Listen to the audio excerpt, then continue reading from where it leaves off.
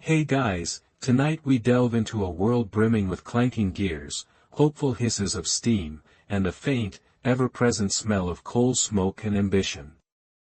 You find yourself wandering the bustling, sometimes bewildering, streets and workshops of the Victorian era, a time when innovation wasn't just a pursuit, it was practically a national sport, an obsession even. Imagine inventors, wild-haired and oil-stained, hunched over bizarre contraptions in flickering gaslight, absolutely convinced their latest tangle of wires and brass is about to change the world. Some of these inventions, of course, did exactly that, but many, many others, well, let's just say if you were a betting person wagering on the success of every new gadget, you probably wouldn't survive this era with your savings intact. Tonight, we're rummaging through the dusty attics and forgotten patent archives of that very period, unearthing the curious case of the self-tipping hat and a delightful menagerie of other failed Victorian inventions. So, before you get comfortable, take a moment to like the video and subscribe, but only if you genuinely enjoy what I do here. And, as always, I'd love to know where you're tuning in from and what time it is in your corner of the world, so drop a comment below. Now, dim the lights, maybe turn on a fan for that soft background hum. And let's ease into tonight's journey together. You're drifting now, into the heart of the 19th century, a period stretching roughly from 1837 to 1901. When Queen Victoria lent her name to an age of unprecedented change. It's a time of immense confidence, a sense that humanity is on the cusp of mastering the natural world through sheer ingenuity. The air itself seems to crackle with the energy of new ideas. Picture the grand spectacle of the Great Exhibition in 1851. Held in London's magnificent Crystal Palace, a gigantic greenhouse of iron and glass, itself a marvel of engineering. Inside, nations from across the globe proudly displayed their latest technological triumphs. A belief that industry and invention were the noblest of human endeavors, capable of solving any problem and ushering in an era of unparalleled prosperity. You can almost hear the optimistic chatter. Perhaps a little eccentric, with ink stains on his fingers and a wild gleam in his eye, more comfortable in a cluttered workshop than a polite drawing room. You know, the fellow with more gears in his workshop than social engagements in his diary. While this is, of course, a caricature, there's a kernel of truth to it. Invention was often a solitary, obsessive pursuit, requiring immense dedication and a willingness to tinker endlessly, often with little reward beyond the satisfaction of creation itself. These weren't necessarily trained scientists in gleaming laboratories as we might imagine today, many were self-taught engineers, craftsmen, or even enthusiastic amateurs who saw a problem, or simply an opportunity for novelty, and set about devising a mechanical solution. They were driven by a potent mix of curiosity, commercial ambition, and a deeply ingrained belief in the power of human intellect to improve life, one cog and spring at a time. Imagine the countless hours spent drafting intricate plans by candlelight, the frustration of failed prototypes, the small eureka moments that kept them going. So, what fueled this almost manic explosion of creativity? Several factors converged to make the Victorian era a perfect incubator for invention. The Industrial Revolution was in full swing, providing not just the problems of a newly urbanized society but also the tools and materials to solve them: mass-produced steel, vulcanized rubber, increasingly sophisticated machine tools, and the burgeoning understanding of forces like electricity and magnetism. Patent laws, though sometimes labyrinthine, offered the promise of protecting one's intellectual property and reaping financial rewards, encouraging individuals to officially document and commercialize their ideas. A rising middle class. With more disposable income and leisure time than ever before, also created a demand for new comforts, conveniences, and amusements. And underpinning it all was that pervasive Victorian optimism. That almost unshakable faith in progress. Historians still argue whether the primary driver for this explosion of novelty was genuine societal need or simply the Victorian fascination with mechanism for its own sake.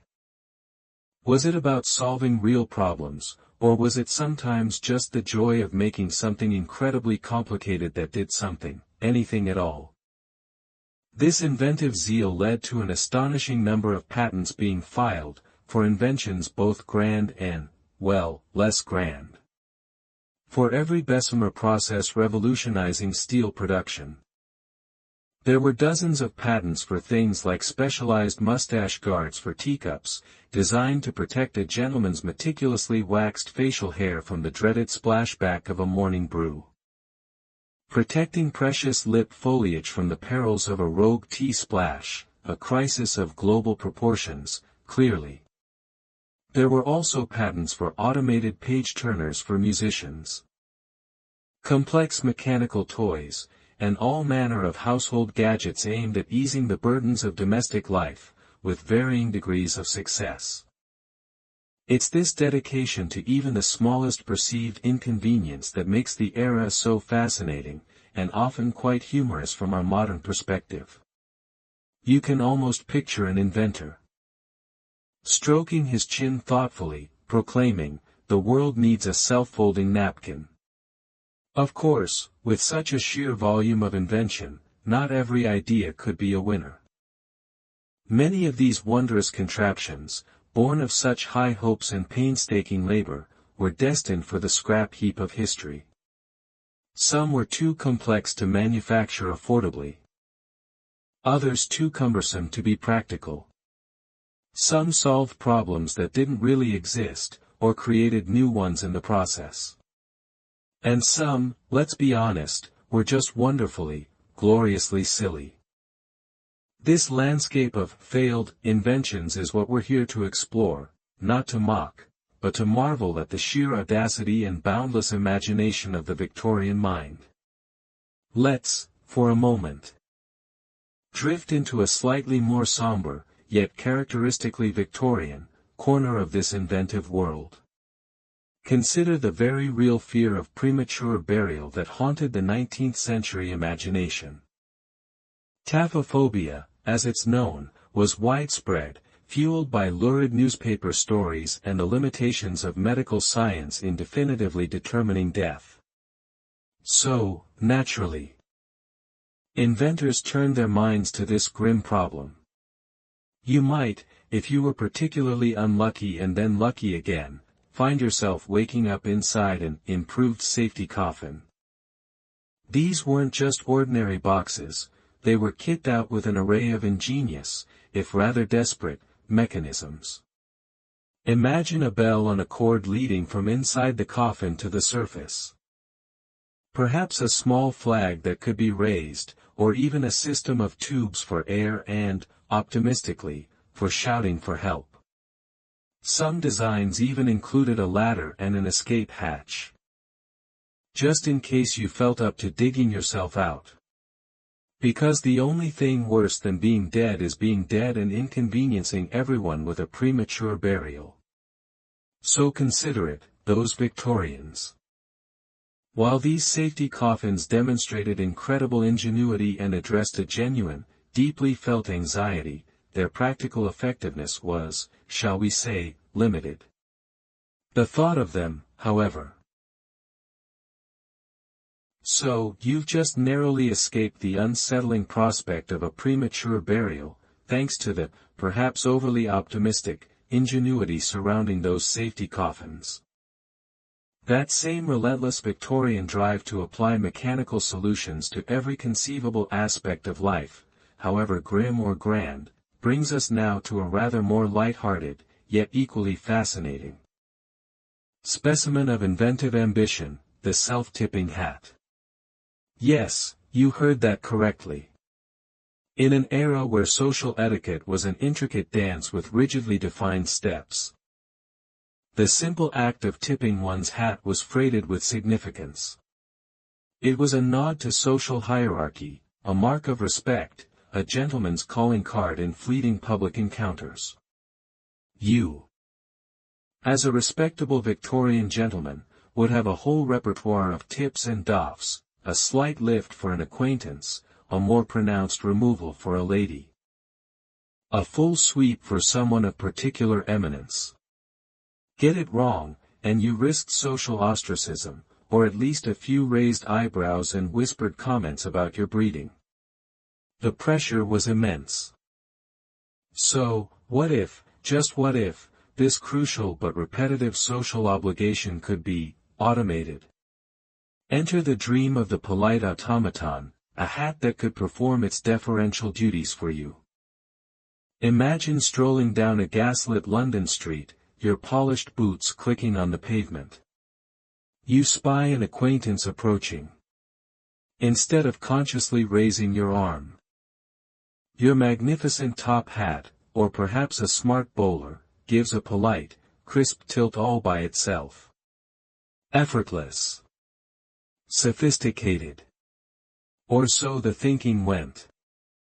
The very concept speaks volumes about that Victorian yearning for efficiency, for a world where even the nuances of social interaction could be improved, perhaps even perfected, by the application of clever clockwork and ingenuity. You can almost see the advertisements now, the gentleman's automatic salutorium, politeness perfected, effort expunged.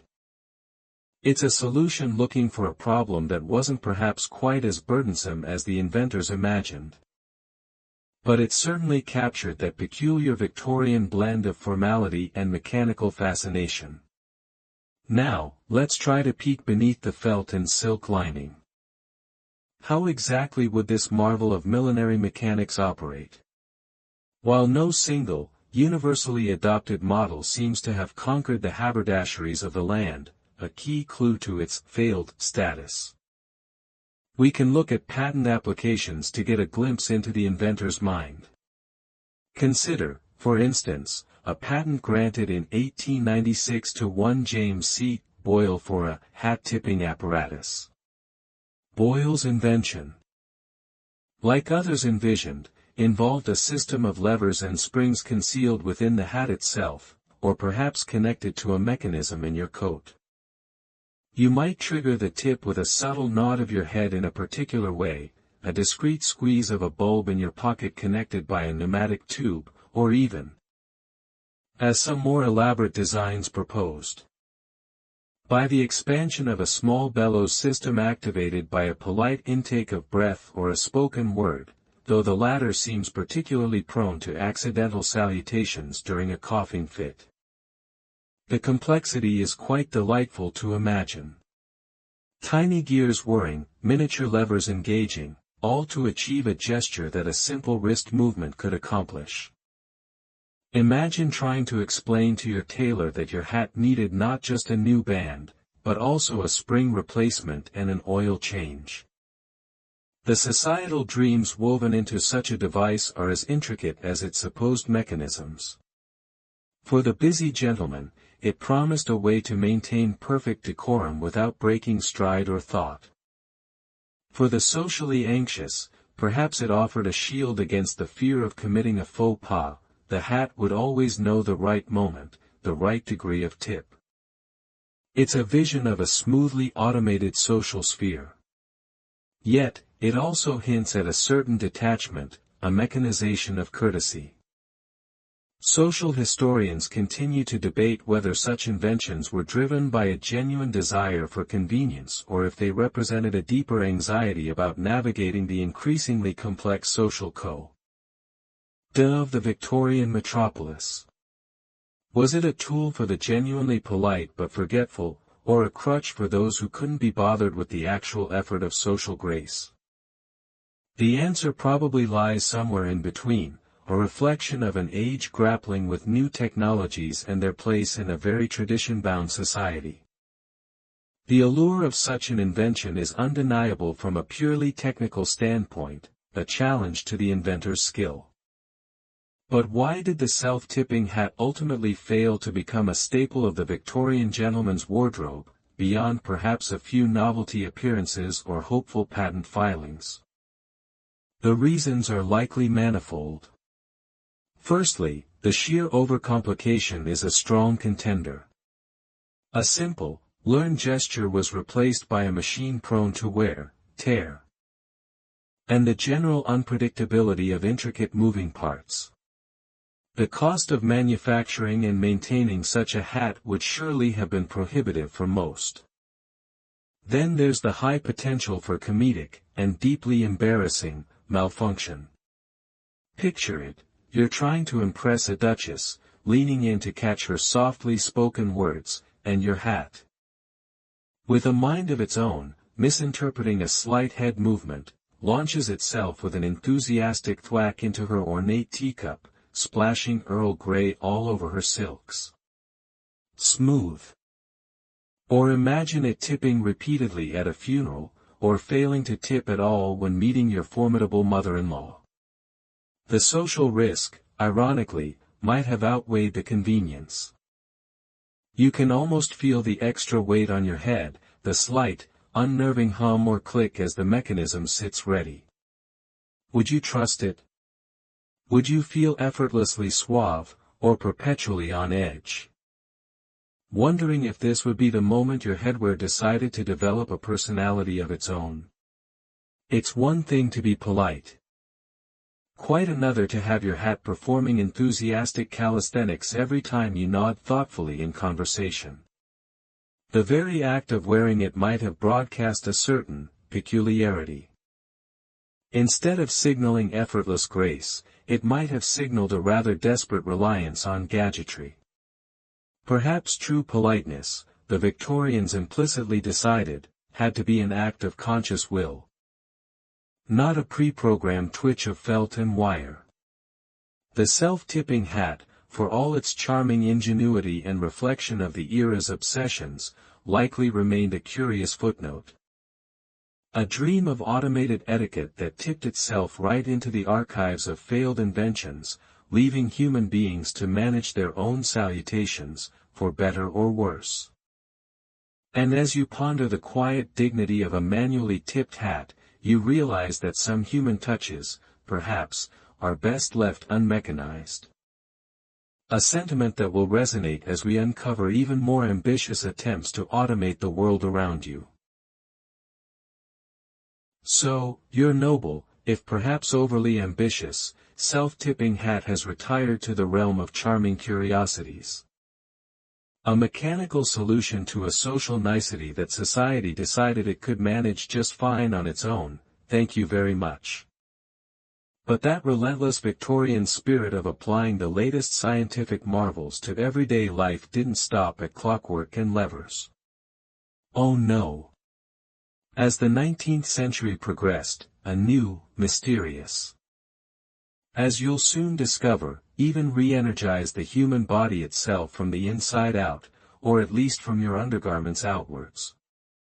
The invention of more practical voltaic piles and early batteries by figures like Alessandro Volta and John Frederick Daniel meant that sustained electrical currents could be generated outside the rarefied atmosphere of the scientific lecture hall. Suddenly, this invisible force was being harnessed for all sorts of applications.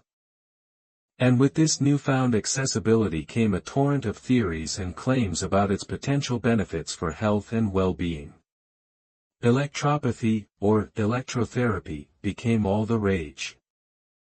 If electricity could make a telegraph needle twitch across continents, surely it could do something marvelous for your sluggish liver or your jangled nerves. You can almost feel the buzz of excitement, the sense that humanity was on the verge of unlocking nature's deepest secrets, one gentle spark at a time. And where does the enterprising Victorian mind go when it has a new wonder ingredient? Well, directly into consumer products, of course, often with a hefty dose of pseudoscientific marketing. Enter the electric corset and the electropathic belt. Imagine, if you will, the already formidable structure of a Victorian corset, with its whalebone stays and tight lacing. Now augmented with an array of metallic discs, usually zinc and copper, sewn into the fabric. These discs, upon reacting with the natural moisture of your skin, or perspiration, as polite society would term it, were supposed to generate a mild, continuous galvanic current. Alternatively, some garments featured fine wires that could be connected to a small, pocket-sized battery pack. You might be laced into Dr. Scott's electric corset, for instance, or perhaps a gentleman might strap on one of Harness's famous electropathic belts. These weren't just undergarments, they were marketed as personal power stations, delivering a constant, revitalizing stream of electrical energy directly to your weary frame. The advertisements, often found in popular magazines and newspapers, promised a veritable catalog of cures: relief from nervousness, indigestion, rheumatism, back pain, kidney complaints, improved circulation, enhanced vitality, and, naturally, the perfection of the figure. Feeling a bit peaky? Lost your car keys? Cat looking a bit glum? Nothing a jolt from your undergarments couldn't fix, apparently. The science, as you might suspect, was rather optimistic. The minute electrical currents produced by such simple galvanic action between dissimilar metals and body sweat would be incredibly weak. Barely perceptible, if at all. While a slight tingling or warmth might be experienced by some wearers, possibly due to suggestion or mild skin irritation from the metals, it's highly unlikely these currents had any significant therapeutic effect on internal organs or chronic diseases. Yet, the power of the placebo effect, especially in an era where medical knowledge was still developing and trust in scientific pronouncements was high, cannot be underestimated. If a learned-looking advertisement featuring diagrams of electrical flow and glowing testimonials from cured individuals told you this garment would restore your vigor, you were very likely to believe it, and perhaps even feel a little better. The marketing for these items was an art form in itself. You'd encounter dramatic, before and after, narratives. Endorsements from seemingly reputable, though often entirely fictitious, medical men, and even claims that the garments could magnetize steel needles after being worn, proving their potent electrical properties. The testimonials were amazing. Before Dr. Sparkington's electric girdle, I was a listless wreck. Now, I can churn butter for 12 hours straight and still have the energy to debate metaphysics. Remarkable. These electric undergarments also tapped deeply into prevailing societal ideals and anxieties about health and appearance. For women, the electric corset offered a tantalizing promise. Not only would it help you achieve that fashionable, tightly cinched hourglass figure demanded by the era's aesthetic, but it would do so while simultaneously imbuing you with health and energy, counteracting the very real physical detriments, like restricted breathing and organ compression, that conventional corsetry often inflicted. It was the ultimate have your cake and eat it too scenario for the Victorian lady. For men, electric belts were often marketed with a more direct appeal to anxieties about lost manhood, nervous debility, or the stresses of the modern business world.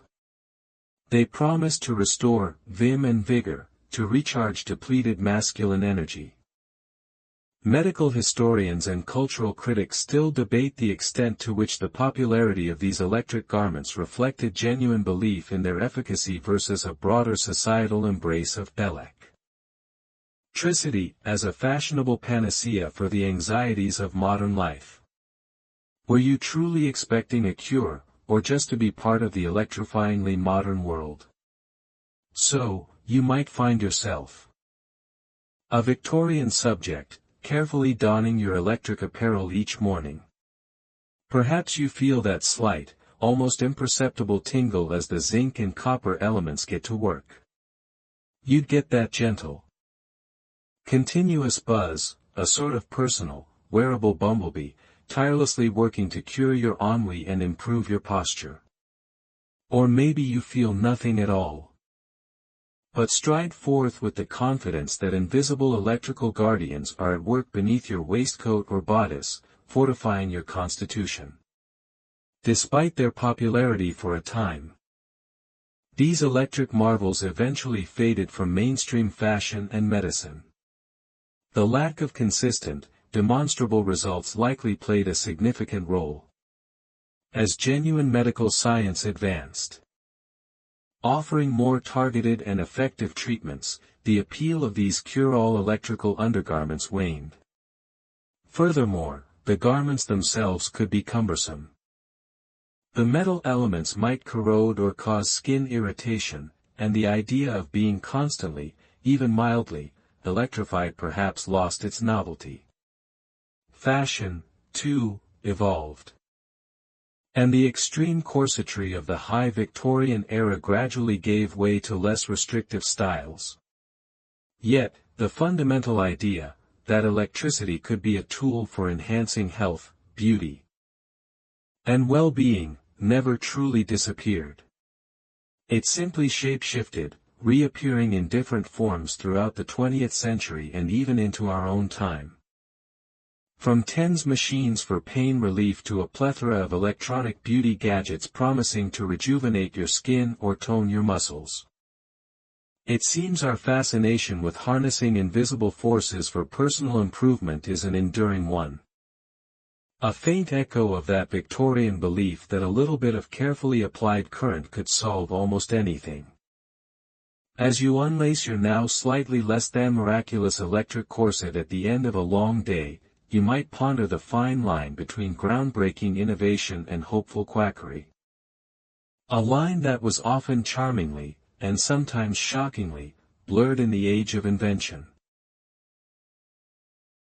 Having shed your electric corset or belt, you might be feeling a certain lightness, a freedom from those constant, supposedly, invigorating jolts. But the Victorian inventor's zeal to apply technology to every facet of your personal existence is far from exhausted. From the intimate realm of undergarments and their dubious health claims, we now turn our gaze to another deeply personal ritual, one that for the Victorian gentleman was a non-negotiable hallmark of respectability, the daily shave. And just as with politeness and perceived physical well-being, the question arose, couldn't this, too, be automated? Couldn't the uncertainties and occasional bloodletting of the morning shave be handed over to the cool, impartial precision of a machine? You can almost hear the gears of invention grinding in anticipation. For the Victorian man, a clean-shaven face, or at least meticulously sculpted whiskers, sideburns, or a distinguished mustache, was paramount. It signified class, professionalism, and a general state of being well put together. The daily shaving ritual was thus a significant undertaking. Many gentlemen would visit their local barber shop, which served not only as a place for grooming but also as a bustling social hub, a place to catch up on news, gossip, and business. Here, skilled barbers, with their well-honed straight razors, often alarmingly referred to as cutthroat razors, would deftly remove stubble, trim whiskers, and apply soothing hot towels. The alternative was to perform this delicate operation yourself, a task requiring a steady hand, a keen eye, and a good deal of practice to avoid unsightly nicks, or worse, a rather more significant gash. It was a moment of quiet concentration, the scrape of steel on skin a familiar morning sound. Given the time involved and the potential for error, It's hardly surprising that some inventive minds began to ponder a mechanical solution. And so, the concept of the automated shaving machine, or the mechanical barber, was born. Imagine the scene. You, the modern Victorian gentleman, always pressed for time, step not into your usual barber shop, but approach a gleaming, perhaps slightly intimidating, contraption. This isn't your friendly, chatty barber, but a complex assembly of gears, levers, springs, and, most importantly, multiple razor-sharp blades, all designed to lather, shave, and perhaps even apply a post-shave balm without any human intervention beyond you placing your precious face in the designated spot. The promise was alluring, a consistently perfect shave every time. No nicks, no cuts, accomplished with unparalleled speed and efficiency. It was the Victorian dream of flawless automation applied to one of the most delicate of personal tasks. You can almost see the optimistic diagrams in popular science magazines of the time, showcasing a serene gentleman being effortlessly groomed by a benevolent-looking machine. But what did these mechanical barbers actually entail, or what were they envisioned to be? The imagination of inventors ran wild. Some concepts involved intricate clockwork mechanisms, carefully calibrated to guide the blades across the contours of the face. Others, more ambitiously, proposed steam power. Imagine the hissing and clanking as a miniature steam engine powered your morning shave, hopefully without also steaming your spectacles or, indeed, your face. And with the dawn of electricity, ideas for electrically driven shaving machines also emerged, buzzing with a new kind of energy. These weren't just simple devices. Picture multiple blades arranged on articulated arms, lather applicators that would emerge like metallic tongues, and guides or clamps to hold your head in the optimal, unmoving position, a feature that sounds more alarming than reassuring. You'd sit down, take a deep breath, and basically offer your jugular to a contraption that looked like it had escaped from a medieval torture chamber with an engineering degree. The sheer complexity was a testament to Victorian ambition, but also a significant indicator of the immense challenge they faced. This brings us to the crucial element of trust. Or perhaps the profound lack thereof. Would you, even in the name of progress and a perfectly smooth chin, willingly submit your face to such a device? Shaving is an intimate act, requiring a sensitivity to the subtle curves and angles of one's own physiognomy.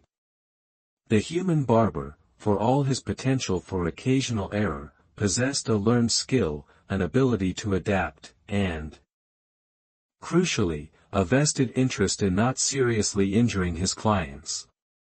Could a machine, however cleverly designed, replicate this nuanced understanding?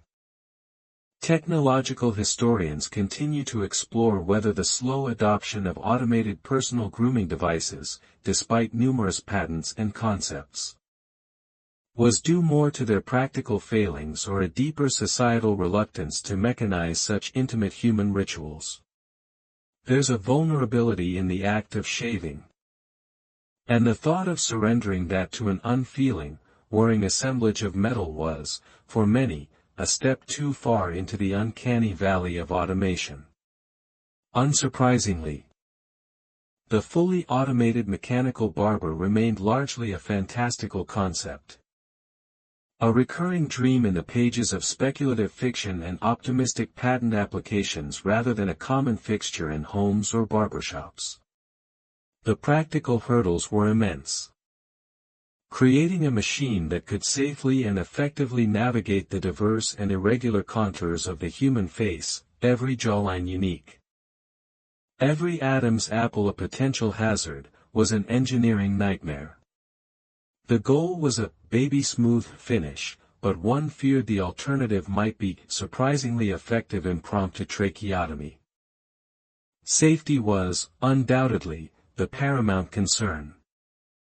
The catastrophic potential of a malfunctioning machine armed with multiple razor blades in such close proximity to vital areas hardly bears thinking about. Beyond the clear and present danger, the cost and complexity of manufacturing, purchasing, and maintaining such machines would have been prohibitive for all but the wealthiest or most foolhardy. Presumably, it came with a complimentary stiff brandy beforehand and a skilled surgeon on standby afterwards. Ultimately, the path to a more convenient and safer shave took a different turn. Instead of full automation, innovation focused on improving the handheld razor itself. The development of the safety razor in the late 19th and early 20th centuries, most famously by King Camp Gillette, whose design built upon earlier concepts, offered a far more practical solution.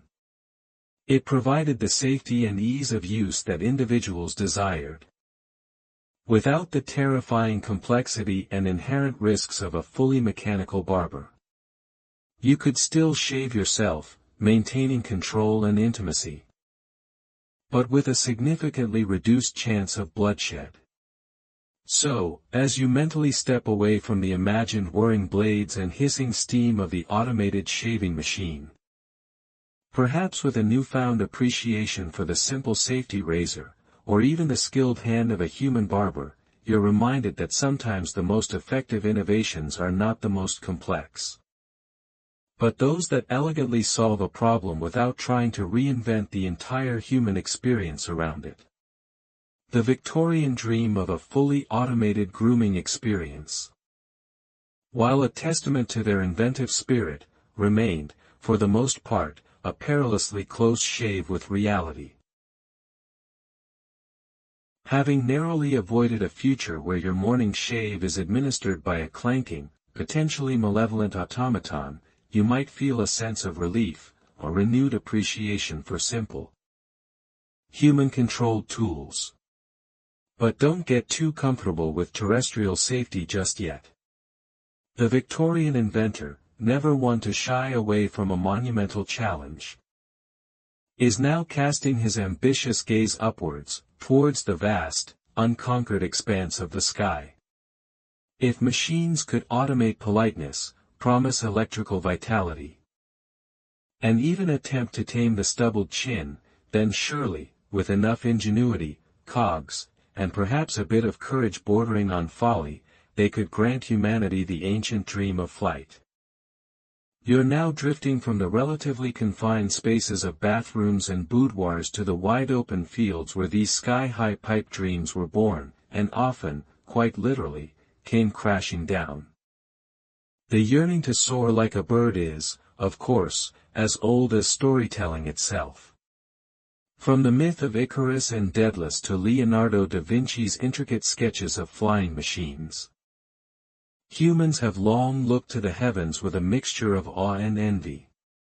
What set the Victorian era apart was the convergence of burgeoning industrial might.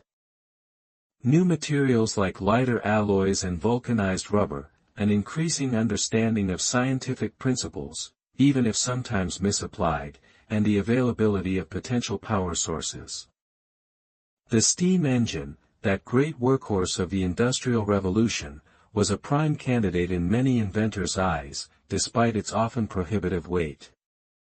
Figures like Sir George Cayley, whose pioneering work on aerodynamics in the late 18th and early 19th centuries earned him the title, Father of Aeronautics, had laid crucial theoretical groundwork. Cayley identified the four fundamental forces of flight: weight, lift, drag, and thrust, and his glider designs were a significant step towards heavier-than-air flight.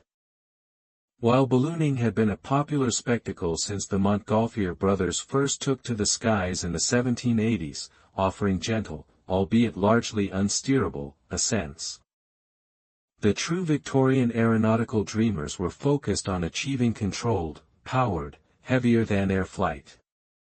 They weren't content to merely drift, they wanted to command the air. So, what did these wonderfully impractical Victorian flying machines look like? Your imagination can truly take wing here, as many of these contraptions were as fantastical as they were ambitious.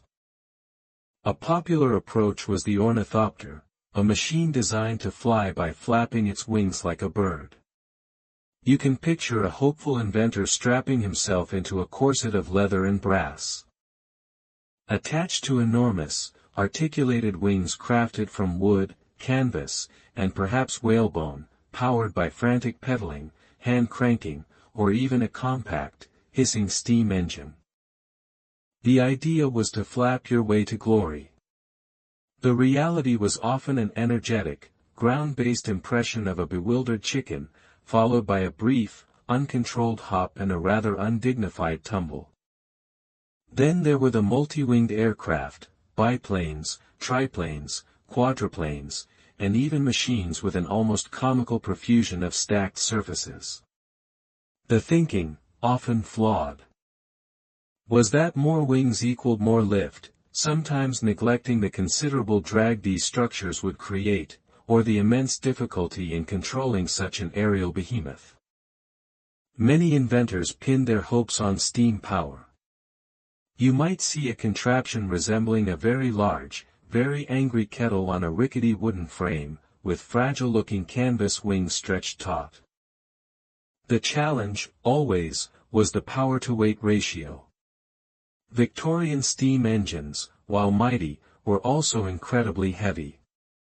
Getting one airborne, along with the necessary fuel, water, and a plucky, or perhaps reckless, pilot, was a monumental task. Their steam-powered flying machines often had a power-to-weight ratio that suggested they'd be more successful at burrowing than flying. Or perhaps just at impressively scalding the grass upon their inevitable, short-lived descent. These weren't sleek, aerodynamic craft, they were often complex tangles of wires, struts, and gears.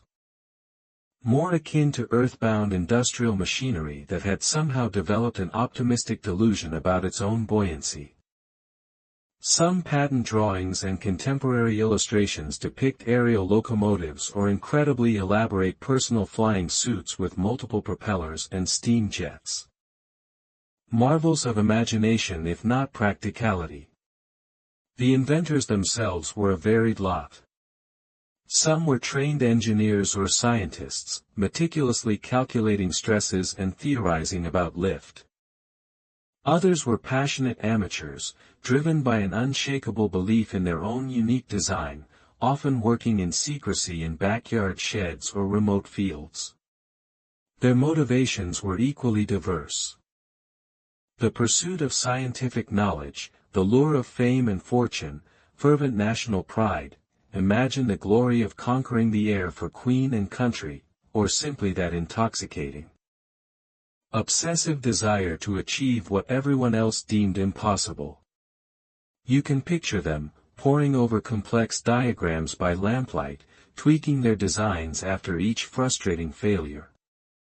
Their hands calloused, their clothes stained with oil and hope. These weren't just blueprints, they were dreams made tangible, however precariously. Yet, for all the ingenuity and unwavering determination, most of these early Victorian attempts at personal flight ended not in soaring triumph, but in splintered wood, torn canvas, and bruised egos. Why did these sky-high dreams so often come crashing back to earth? A primary culprit was the lack of a suitable power source. As mentioned, steam engines were generally too heavy and inefficient for sustained flight.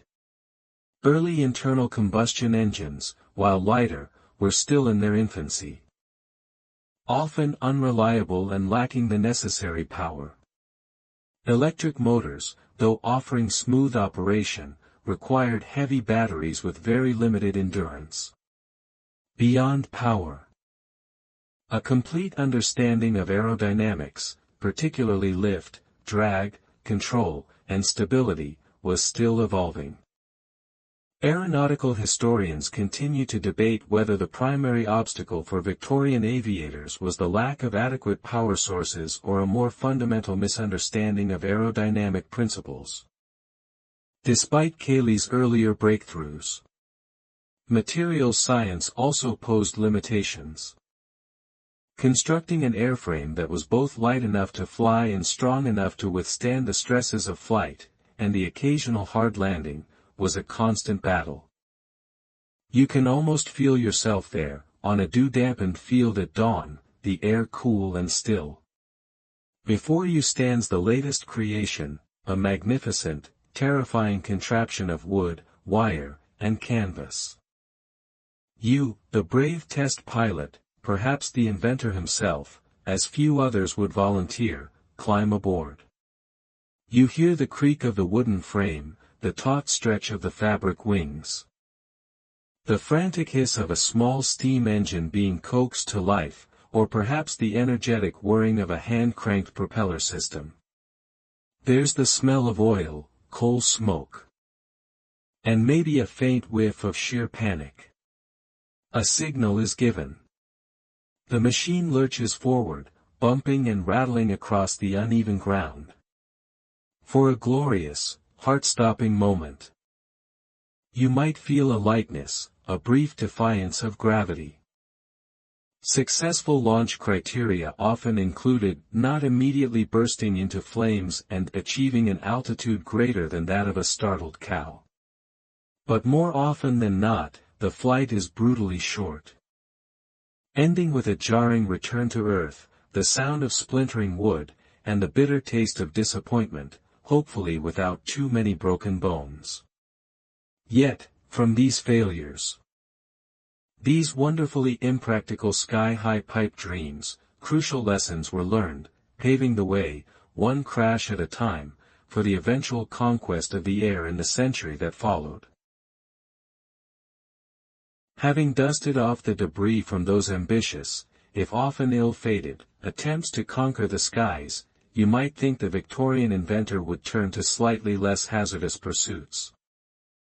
While some undoubtedly did, others simply shifted their innovative gaze from the heavens above to the earth beneath their feet. If flying machines were one audacious answer to the dream of effortless travel, another, equally bold, lay in harnessing the power of air itself to create subterranean speedways. Whisking people and post alike through networks of underground tubes. You're now descending from the breezy, optimistic heights of early aeronautics into the dim, echoing tunnels of the pneumatic railway. Victorian cities, particularly London, were becoming increasingly congested. Imagine the streets. A chaotic symphony of iron-shod hooves clattering on cobblestones, the rumble of horse-drawn omnibuses and delivery drays, the cries of street vendors. And a dense throng of pedestrians all vying for space. It was noisy, often muddy, and progress was painstakingly slow. Transporting goods, especially urgent mail and parcels, through this urban sprawl was a logistical nightmare. And for the burgeoning commuter class, daily travel was an endurance test.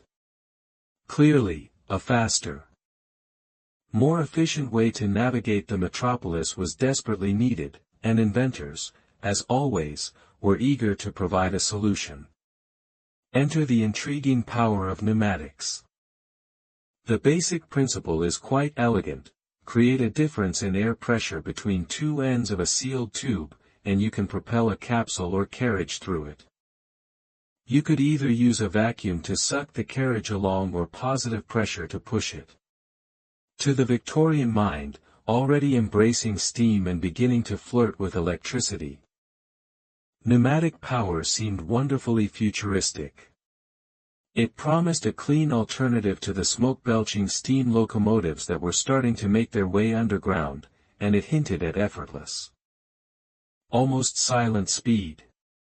For a time, pneumatic dispatch systems for mail and small parcels saw a degree of success. The London Pneumatic Dispatch Company, for instance, opened its first line in 1863. using underground tubes to shoot cylindrical capsules filled with letters and telegrams between sorting offices. A sort of oversized version of the systems you still sometimes see in banks or hospitals. Similar systems operated in Paris, Berlin, and later in American cities. A testament to the viability of the technology for small-scale applications.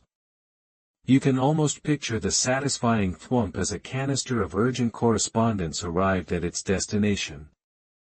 Propelled by an unseen breath of compressed air. But Victorian ambition rarely settled for small scale. If you could send letters whizzing beneath the streets, why not people? The dream of the pneumatic passenger railway began to take shape. One of the most famous, if short-lived, examples was the Crystal Palace Atmospheric Railway, which opened in 1864. This wasn't a sprawling commuter network, but rather a demonstration line, a novelty attraction to delight visitors to the Crystal Palace Park. Imagine a single, ornate carriage. Looking somewhat like a conventional railway car but without a locomotive. This carriage ran on rails inside a brick-lined tunnel, roughly 10 feet in diameter. A large, 22-foot diameter fan, powered by a stationary steam engine, either pushed air into the tunnel behind the carriage or created a partial vacuum in front of it, propelling the carriage along its 600-yard track. You'd be whisked through the tunnels, propelled by a giant whoosh, hopefully not followed by a disappointing thud if the pressure dropped unexpectedly. It was a marvel of its time. A glimpse into a possible future of urban transit. Perhaps an even more romantic, if equally doomed, example of pneumatic passenger transport was Alfred Ely Beech's secret subway in New York City. Constructed in 1870. Beech, the editor of Scientific American, built a single-block-long pneumatic tunnel under Broadway, entirely in secret to avoid the wrath of the corrupt political boss William M. Tweed, who controlled public transit franchises. The station itself was lavishly appointed with frescoes, fine chairs, and even a grand piano. A beautifully designed cylindrical car, fitting snugly into the tunnel, was propelled by a giant fan. For a brief period, it was a popular attraction. But Beech's struggles to get official permission and funding to expand it meant this subterranean marvel eventually closed, its elegant station sealed up and largely forgotten for decades. It was essentially a very large, very expensive version of those pneumatic tubes you see at bank drive-thrus, only instead of your deposit slip, it was you and your top hat. Imagine yourself as a passenger on one of these pioneering systems. You enter a station, perhaps dimly lit by gas lamps, a faint scent of damp earth and machine oil in the air. You step into the carriage, the doors sealing with a reassuring hiss. There's a moment of anticipation, then a powerful surge as the air pressure changes, and you begin to glide. Smoothly and surprisingly quietly, through the darkness.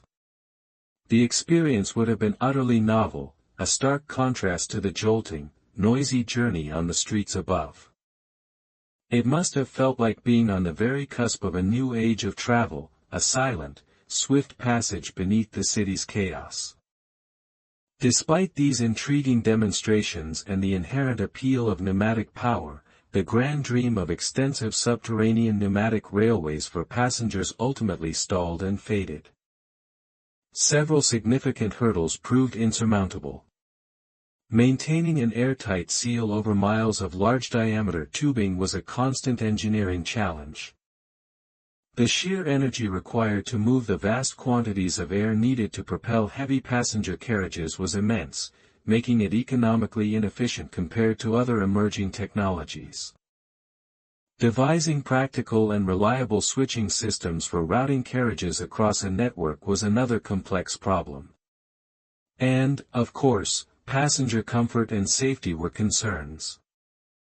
Sudden changes in air pressure, the risk of carriages becoming stuck in a tunnel, and ensuring adequate ventilation in a sealed system all posed significant difficulties.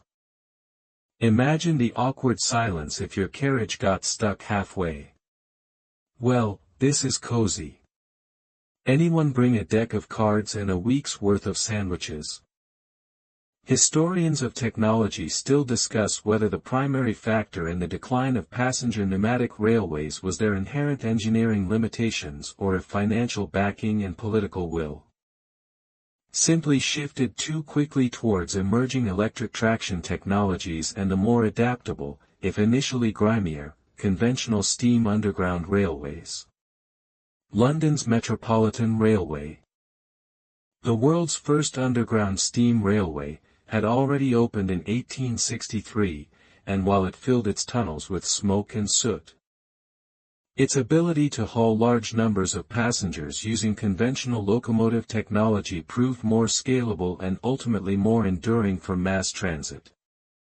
The breath of fresh air promised by pneumatic transit slowly deflated, leaving behind a few intriguing tunnels and a lingering scent of what might have been, another grand Victorian vision gently sighing its last. Having resurfaced from the echoing, ultimately deflated promise of subterranean pneumatic railways, you find yourself back on solid ground. Perhaps a little relieved that your daily commute doesn't involve being shot through a tube like a human-sized bank deposit. But the Victorian era was an age of unprecedented global movement. And for many, travel involved not tunnels beneath cities, but vast, heaving oceans. And with ocean travel came an almost inevitable, and deeply unpleasant, companion, seasickness. So, naturally, the ever-resourceful, mechanically minded Victorian inventor turned his attention to conquering this persistent malady with some truly fascinating, if ultimately queasy-making, contraptions. For countless Victorians, sea voyages were not a leisurely cruise but a necessary undertaking. It was the age of empire, with administrators, soldiers, and families traversing the globe. It was a time of mass emigration, with hopeful souls seeking new lives in distant lands. And it was an era of burgeoning global trade, with ships carrying goods and merchants across every ocean. But this vital connectivity came at a price for many, the sheer misery of mal de mer. Imagine yourself a passenger on a 19th-century steamship, or worse, a sailing vessel tossed about by the Atlantic's fury. The relentless pitching, rolling, and heaving of the ship could reduce even the hardiest individual to a wretched state. Charles Darwin himself, a man who endured incredible hardships on his voyage aboard the Beagle, was famously plagued by debilitating seasickness for much of his journey. This wasn't just a fleeting discomfort. It could last for days, even weeks, leaving sufferers weak, dehydrated, and utterly miserable in often cramped, poorly ventilated cabins. The demand for a cure, or at least some form of reliable prevention, was immense. Enter the nautical nausea navigators, a delightful array of mechanical furniture designed to outwit the ocean's motion. The core idea was to create a stable platform for the unfortunate passenger, a little island of tranquility amidst the surrounding turmoil. The most sophisticated of these were the gimbaled chairs and beds. You're likely familiar with gimbals from their use in keeping a ship's compass or chronometer level, regardless of the vessel's movement. Resourceful inventors adapted this principle on a larger scale. Picture a comfortable armchair, or even a full-sized bed, suspended within a series of concentric rings, each pivoting on a different axis. As the ship pitched forward and aft, or rolled from side to side, the gimbals were supposed to counteract these movements, allowing your chair or bed, and therefore you, to remain serenely level. The idea was simple, while the ship did the cha-cha with the waves. You'd remain as serene as a meditating monk on a perfectly still lily pad. In theory. Simpler, though less technologically ambitious, were swinging cots and suspended beds. Hung like elaborate hammocks, designed to absorb some of the ship's motion. Perhaps the most audacious attempt to create a seasickness-free environment was the Bessemer saloon steamer.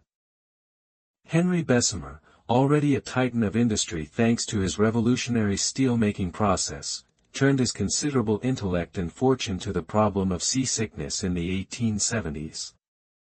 His solution was not just a piece of furniture, but an entire section of the ship, a large, opulent passenger saloon designed to be mechanically stabilized. This massive cabin, weighing many tons, was mounted on hydraulic gimbals and controlled by a steersman, a hydraulic stoker, who, by observing a spirit level, was supposed to operate levers that would counteract the ship's roll, keeping the saloon perfectly horizontal. It was a breathtakingly ambitious piece of engineering, a testament to Victorian confidence in mechanical solutions. Sadly, its fame derives largely from its spectacular failure. Passengers on Bessemer's saloon steamer sometimes found that a stable cabin performing its own unique, unscheduled interpretive dance, often leading to a rapid reacquaintance with their lunch. The system was difficult to control, sometimes overcorrecting violently or lagging behind the ship's motion, thereby inducing an even more complex and nauseating experience. Imagine yourself reclining in one of these gimbaled marvels. You hear the rhythmic creak of the ship's timbers, the distant thrum of the engines, the roar and hiss of waves against the hull. Below you, the floor of your cabin angles sharply as the ship rides up a swell, but your little pod, your anti-nausea nest, attempts to remain steadfast. Perhaps there's a gentle, counterswaying motion, a soft groaning from the gimbal mechanism itself as it works to maintain your equilibrium. Would it be a haven of calm? Or would the slight disjunction between your body's perceived stillness and the visual evidence of the wildly tilting world outside create its own peculiar form of sensory confusion? And what if the mechanism wasn't perfectly smooth? A jerky gimbal, or one that introduced its own rhythmic rocking, might simply exchange one form of motion sickness for another, more mechanically induced, version. The reasons these nautical nausea navigators mostly fail to become standard ocean liner equipment are numerous. The sheer complexity and cost of sophisticated gimbaled systems were significant drawbacks. They took up considerable space, a valuable commodity on any ship, and required careful maintenance. More crucially, their effectiveness was often limited.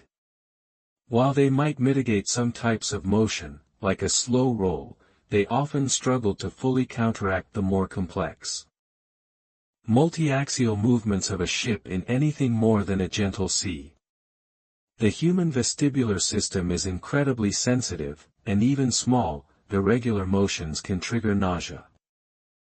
Naval historians and engineers still analyze whether the failure of large-scale stabilization systems like Bessemer's saloon was due to the inherent unpredictability of oceanic forces or if the Victorian mechanical technology was simply not yet sophisticated enough for such a delicate balancing act.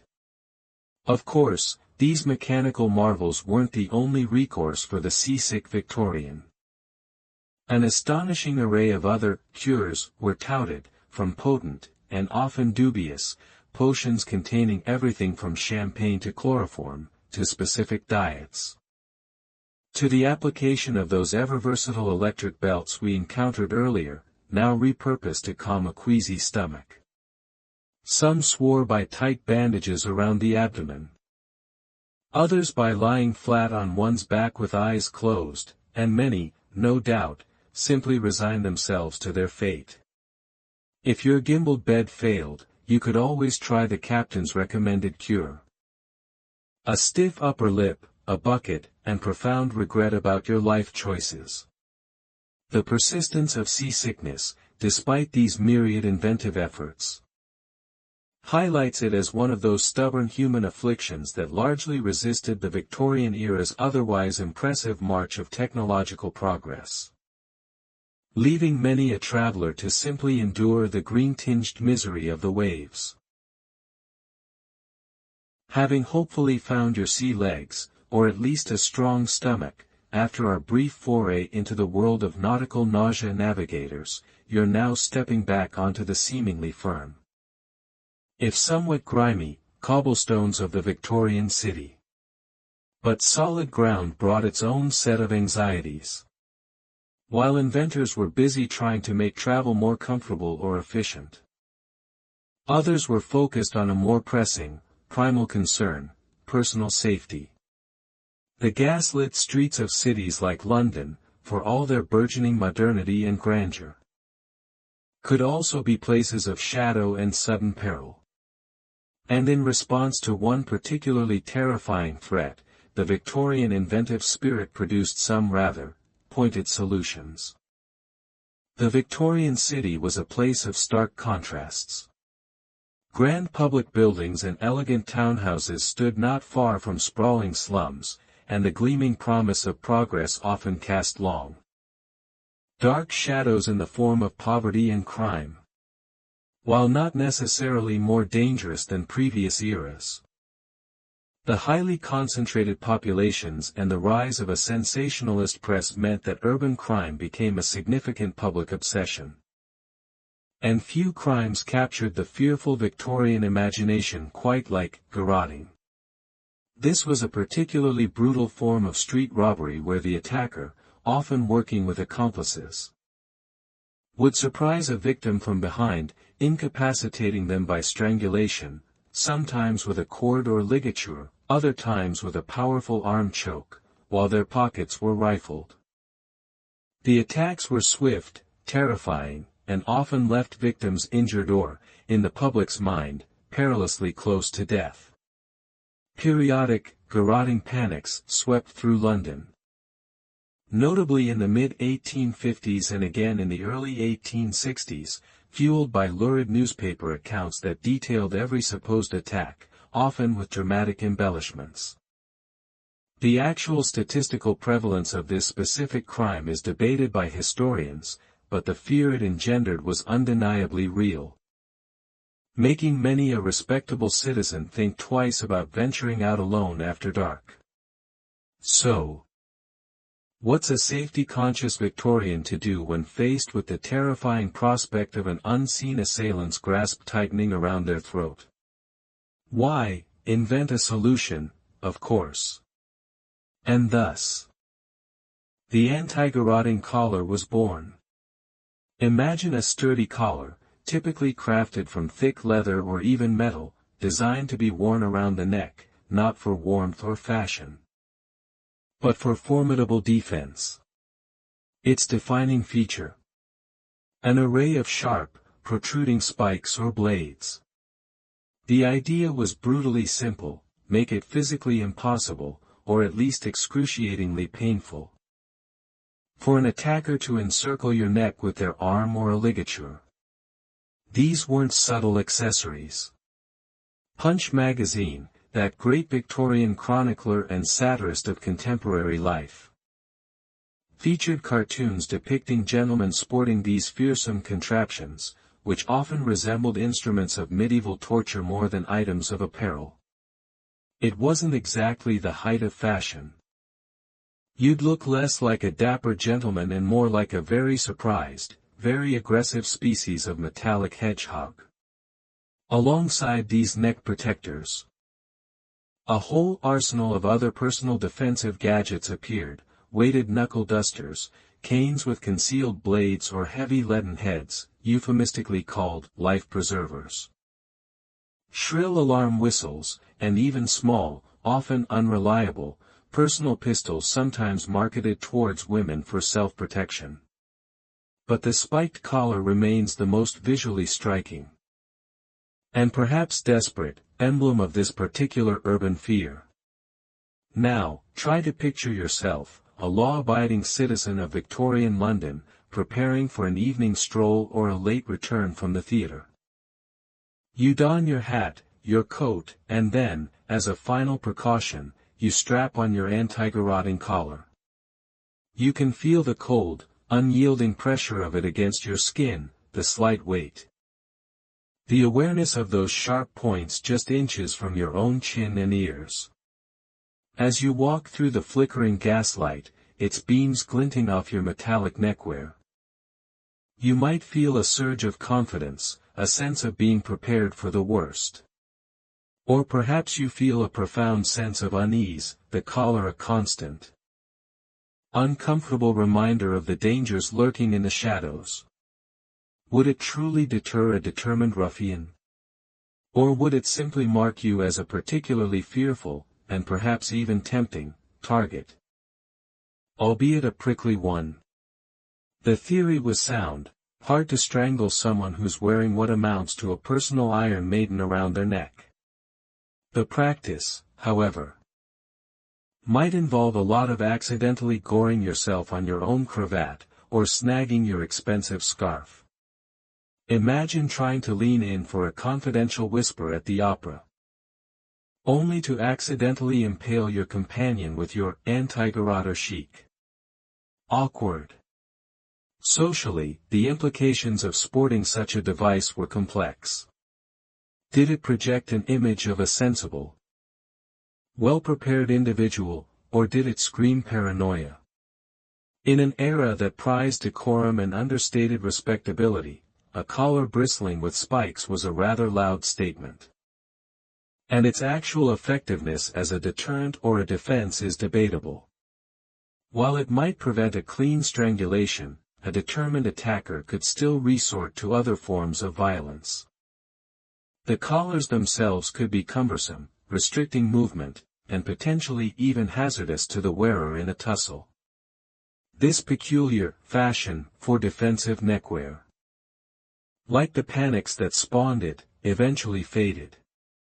The intense public fear of garroting subsided, possibly due to increased and more effective policing, the Garroters Act of 1863, for instance, introduced flogging as a punishment for the crime, which may have had a deterrent effect. Improvements in street lighting in some areas also played a role, as did, perhaps, the simple cyclical nature of media-driven moral panics. As the perceived threat diminished, so too did the perceived need for such extreme personal protection. The impracticality and sheer discomfort of wearing what amounted to a portable fence around your neck likely contributed to their decline as well. Criminologists and social historians still debate the true scale of the garroting threat versus the level of public hysteria, and whether these defensive gadgets were a rational response or a symptom of wider urban anxieties in a rapidly changing society. What is certain is that these spiked collars remain a fascinating, if rather grim, testament to the Victorian era's capacity for inventive, and sometimes extreme, responses to the perceived perils of modern urban life. They are a tangible echo of a time when the simple act of walking home at night could feel like a journey into potentially hostile territory. A journey for which some felt the need to be quite literally, sharply, prepared. Stepping away from the rather alarming prospect of defending your throat with a spiked collar, you might find yourself breathing a little easier. The anxieties of the Victorian street, though potent, were perhaps not an everyday concern for everyone. But within the supposed sanctuary of the Victorian home, another, more relentless adversary lurked: domestic drudgery. And for this, too, the inventive minds of the era sought mechanical salvation. We're now moving from the gaslit alleyways into the bustling, often steamy, heart of the Victorian kitchen, to explore the surprisingly clunky and frequently ineffective early attempts at creating dishwashing wonders. Imagine the typical kitchen of a middle or upper-class Victorian household. It's a hive of activity, often located in the basement or at the back of the house, filled with the heat of coal-fired ranges, the clatter of pots and pans, and the tireless efforts of domestic servants.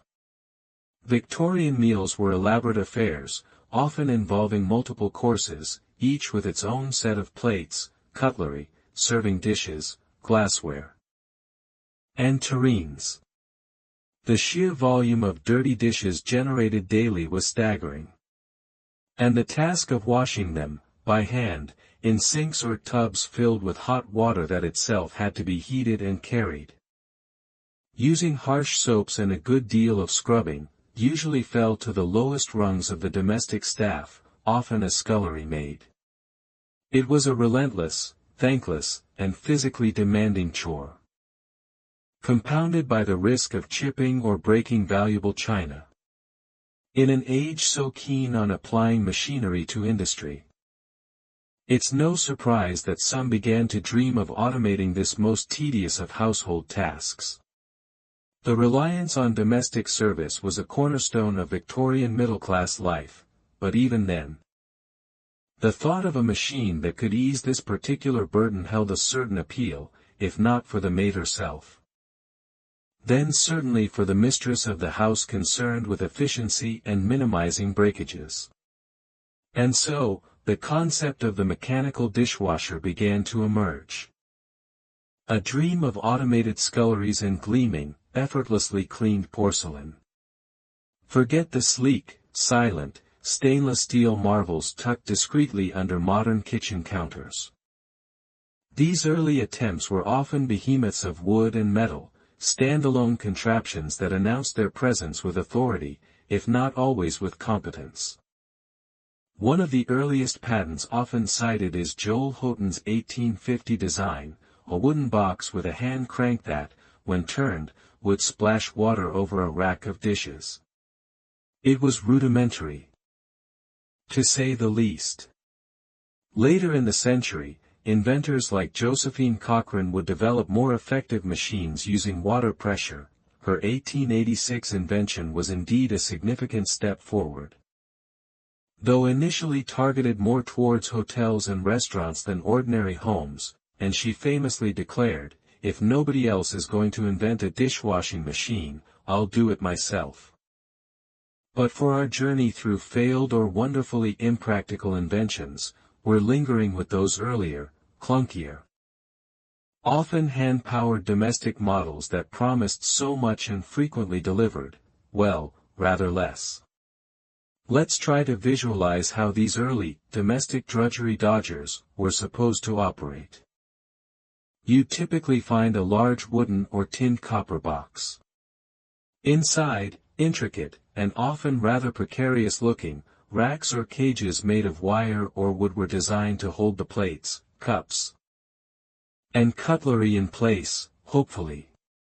The motive power was usually a robust hand crank on the side of the machine would, when vigorously turned, set in motion a system of paddles, dashers, or sometimes even a rotating rack, designed to agitate the dishes within a pool of soapy water. Some might have had a separate compartment for rinse water, or a primitive spraying mechanism, perhaps powered by a hand pump. Hot water. That was generally your responsibility to heat on the range and pour into the machine. Many early dishwashers seemed to operate on the principle of out of sight, out of mind. The dishes went in dirty, sloshed around a bit, and came out, still surprisingly dirty, but now thrillingly damp. The sheer noise generated by some of these contraptions, dishes rattling, water sloshing, cranks groaning, must have been considerable. You'd not only wash the dishes but also get a full upper body workout and potentially churn some butter on the side. So why did these early mechanical attempts to banish the burden of dishwashing often disappoint and fail to gain widespread adoption in Victorian homes? Their shortcomings were numerous. Firstly, many simply weren't very effective at cleaning. The greasy residues from rich Victorian meals, or hardened food remnants, often proved too stubborn for a mere sloshing or a gentle spray. You'd often find yourself having to rewash many of the items by hand anyway. Then there was the issue of damage. Delicate china, expensive glassware, and intricately patterned plates, the pride of many a Victorian household, were at serious risk. The vigorous mechanical action, poorly designed racks, or dishes simply knocking against each other in the maelstrom could lead to a heartbreaking tally of chips and breakages. They were less dishwashers and more china chancers, really. Every cycle was a gamble on how many of your grandmother's heirlooms would survive the mechanical ordeal. Furthermore, these machines were often complex and unreliable. Leaks were common, especially from wooden models whose seams might warp or rot over time. Moving parts could jam or break. They were also typically expensive. Putting them out of reach for all but the wealthiest households, and their bulky size made them impractical for smaller kitchens. And even if you could afford one, the logistical demands were still significant. You still needed to scrape the dishes, load them carefully, procure and heat large quantities of water, operate the machine, often strenuously, unload it, and then likely dry the dishes by hand. Social historians and historians of domestic technology debate whether the slow adoption of early dishwashing machines in homes was primarily due to their mechanical shortcomings and cost, or to entrenched social attitudes about domestic labor and the perceived roles of servants. Perhaps for many, a less-than-perfect human dishwasher was still preferable to a temperamental, dish-breaking mechanical one. You can almost smell the damp wood, the lukewarm, slightly greasy water, and the lingering scent of yesterday's mutton stew as you peer into one of these early contraptions. You hear the rhythmic clatter and slosh as someone, perhaps you, if you're unlucky enough not to have a scullery maid, or unlucky enough to have a mistress keen on modern methods, toils at the crank. The promise of effortless, sparkling clean dishes remained. For much of the Victorian era, a tantalizing but largely unfulfilled dream, another testament to the gap that often exists between a brilliant idea and a truly practical, effective invention. Having hopefully survived the ordeal of a Victorian mechanical dishwasher, perhaps with your heirloom china, and your sanity, mostly intact, you might be thinking that the greatest perils within the home have been addressed. But the Victorian era, for all its domestic comforts, also harbored some very real dangers. And few were more terrifying than the ever-present threat of fire.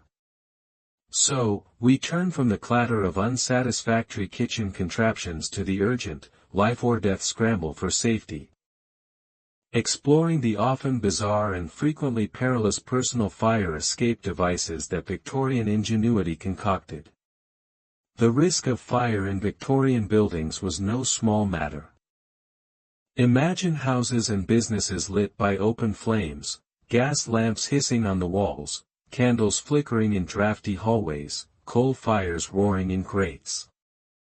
Building materials often included vast quantities of wood, from structural beams to elaborate paneling, alongside voluminous draperies, flammable wallpapers, and upholstery stuffed with horsehair or cotton.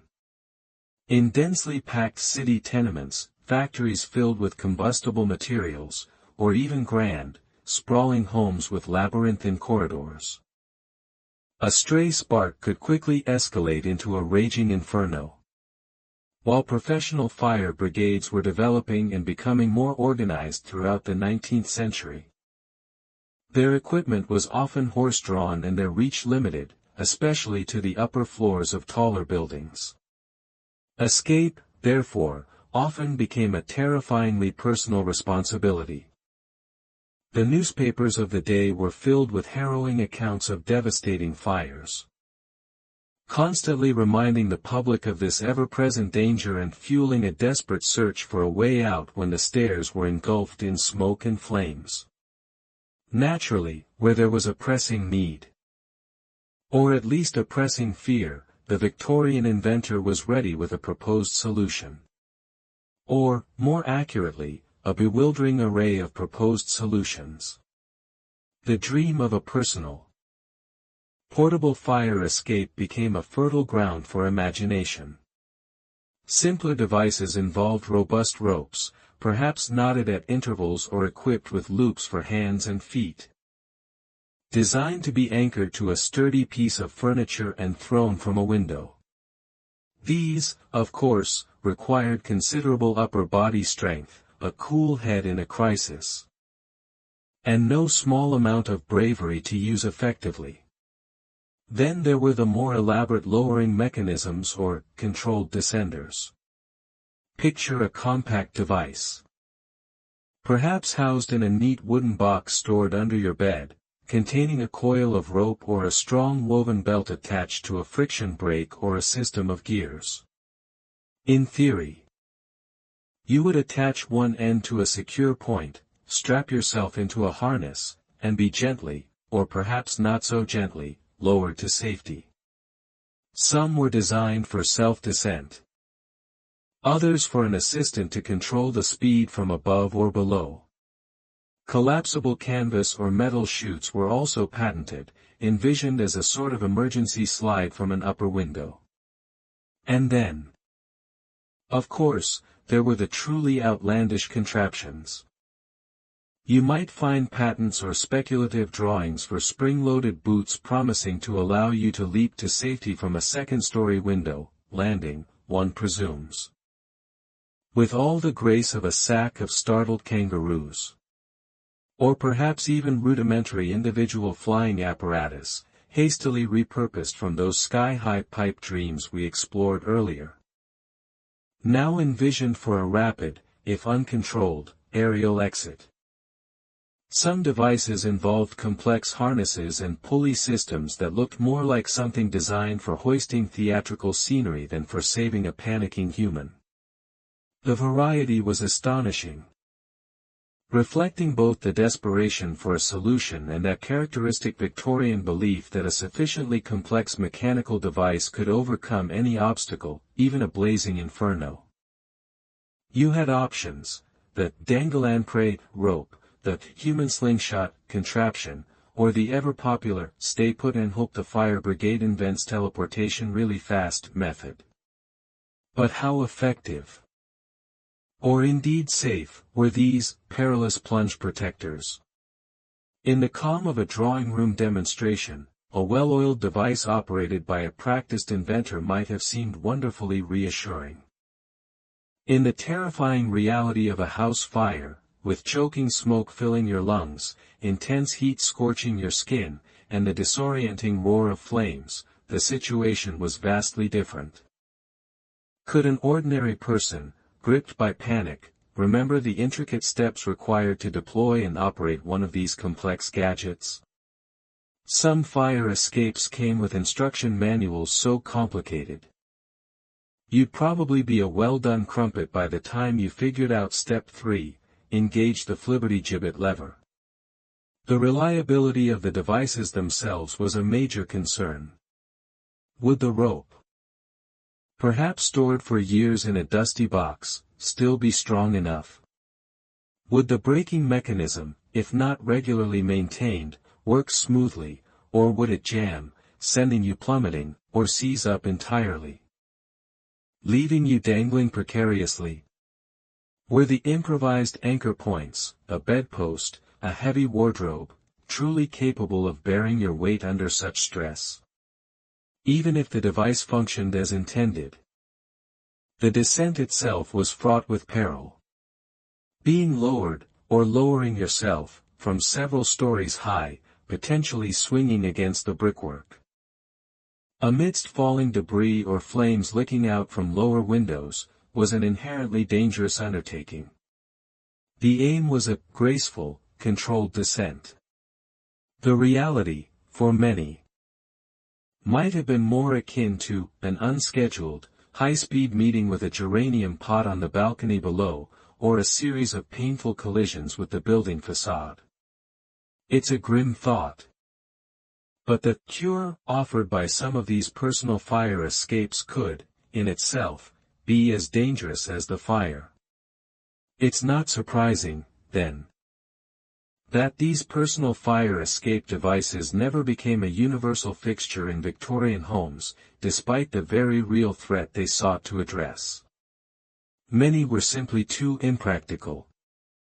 Too bulky to store conveniently near a window, too complicated to deploy quickly and correctly in the terror of an actual emergency, or too expensive for the average household.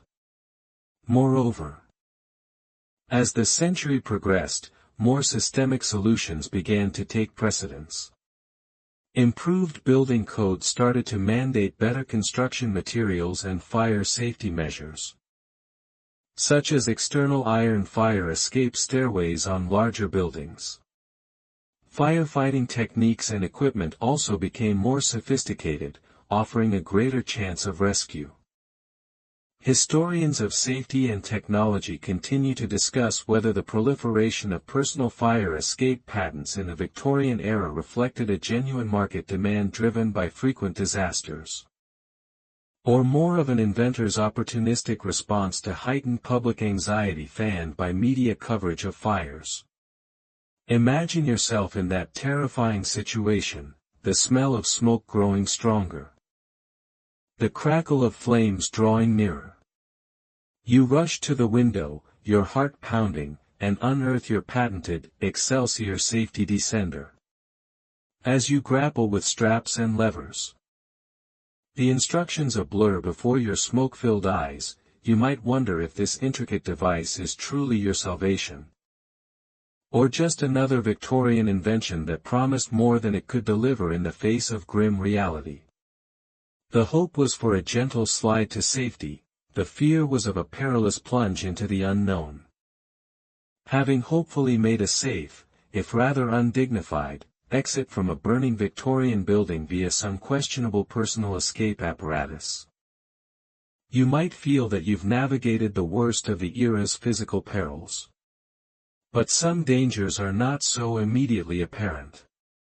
Some arrive cloaked in the guise of progress, heralded as miracles of science, only to reveal their treacherous nature much later. We now turn from the visible threat of flames to the invisible, insidious allure of a newly discovered element that promised a world of wonder, radium. You're about to witness an era of initial, almost boundless enthusiasm for radium-based products. An enthusiasm that would eventually teach some very harsh, luminous lethality lessons. The discovery of radioactivity by Henri Becquerel in 1896, followed swiftly by Marie and Pierre Curie's isolation of polonium and then radium in 1898, sent ripples of astonishment through the scientific world and, very quickly, the public imagination. Here was an element that glowed faintly in the dark, seemingly by its own internal, inexhaustible power. It emitted mysterious rays, possessed incredible energy, and seemed to defy conventional scientific understanding. Radium became the wonder substance of the late Victorian and early Edwardian age. Marie Curie, a pioneering figure whose dedication to science was immense, worked tirelessly, often in primitive laboratory conditions, to understand these new phenomena. The excitement was palpable. It felt as though humanity had stumbled upon one of nature's most profound secrets, a key that could unlock untold benefits for health, industry, and daily life. It didn't take long for this scientific marvel to be translated into a bewildering array of consumer products. Fueled by that characteristic Victorian and early 20th century eagerness to embrace and commercialize new discoveries. If radium was a source of energy and light, then surely, the thinking went, it must be beneficial. Thus began the era of radium mania. You could soon find radium in an astonishing range of goods, all promising miraculous effects. There were radium-infused waters, sold as invigorating health tonics. Just add a radium emanator to your drinking water and imbibe its life-giving rays. Companies produced radium pills, radium suppositories, and even radium-laced chocolates, all marketed with vague but potent claims of curing everything from arthritis and rheumatism to gout, nervousness, and even, with a tragic irony we now understand, cancer. Ladies, achieve that radiant, just stepped out of a high-energy physics lab complexion with our new radium face cream. It's to die for, eventually. Radium soaps promised a perpetually youthful glow. For the home, you might purchase radium-laced wool for blankets or clothing, said to provide soothing warmth and vitality. And, perhaps most famously and enduringly for a time, radium was used in luminescent paint for the dials of clocks and watches, allowing them to glow beautifully in the dark, a genuinely useful application that nonetheless carried a hidden, deadly cost for those who painted them. The marketing was often spectacular, tapping into the public's fascination with this miracle element. Advertisements depicted radium as a benevolent force, a source of boundless energy and health. You might see illustrations of people glowing with vitality after consuming radium products, or scientific-looking diagrams explaining its wonderful effects on the human body. Some of the more bizarre offerings included radium-infused butter, radium-lined jockstraps, the radiondocrinator, designed to be worn near endocrine glands to rejuvenate them, and even radium toothpaste for a dazzling, radioactive smile. Got a sniffle? Feeling listless? Bald spot troubling you? Don't worry, there's a radium product for that. Side effects? Oh. Just a fetching, possibly permanent, internal glow. It was a period of almost blissful, uncritical acceptance. The terrible truth, of course, was that the dangers of radioactivity were almost entirely unrecognized in these early days. Radium, this seemingly magical substance, was handled with a casualness that is horrifying to contemplate from our modern perspective. Scientists conducted experiments with minimal shielding.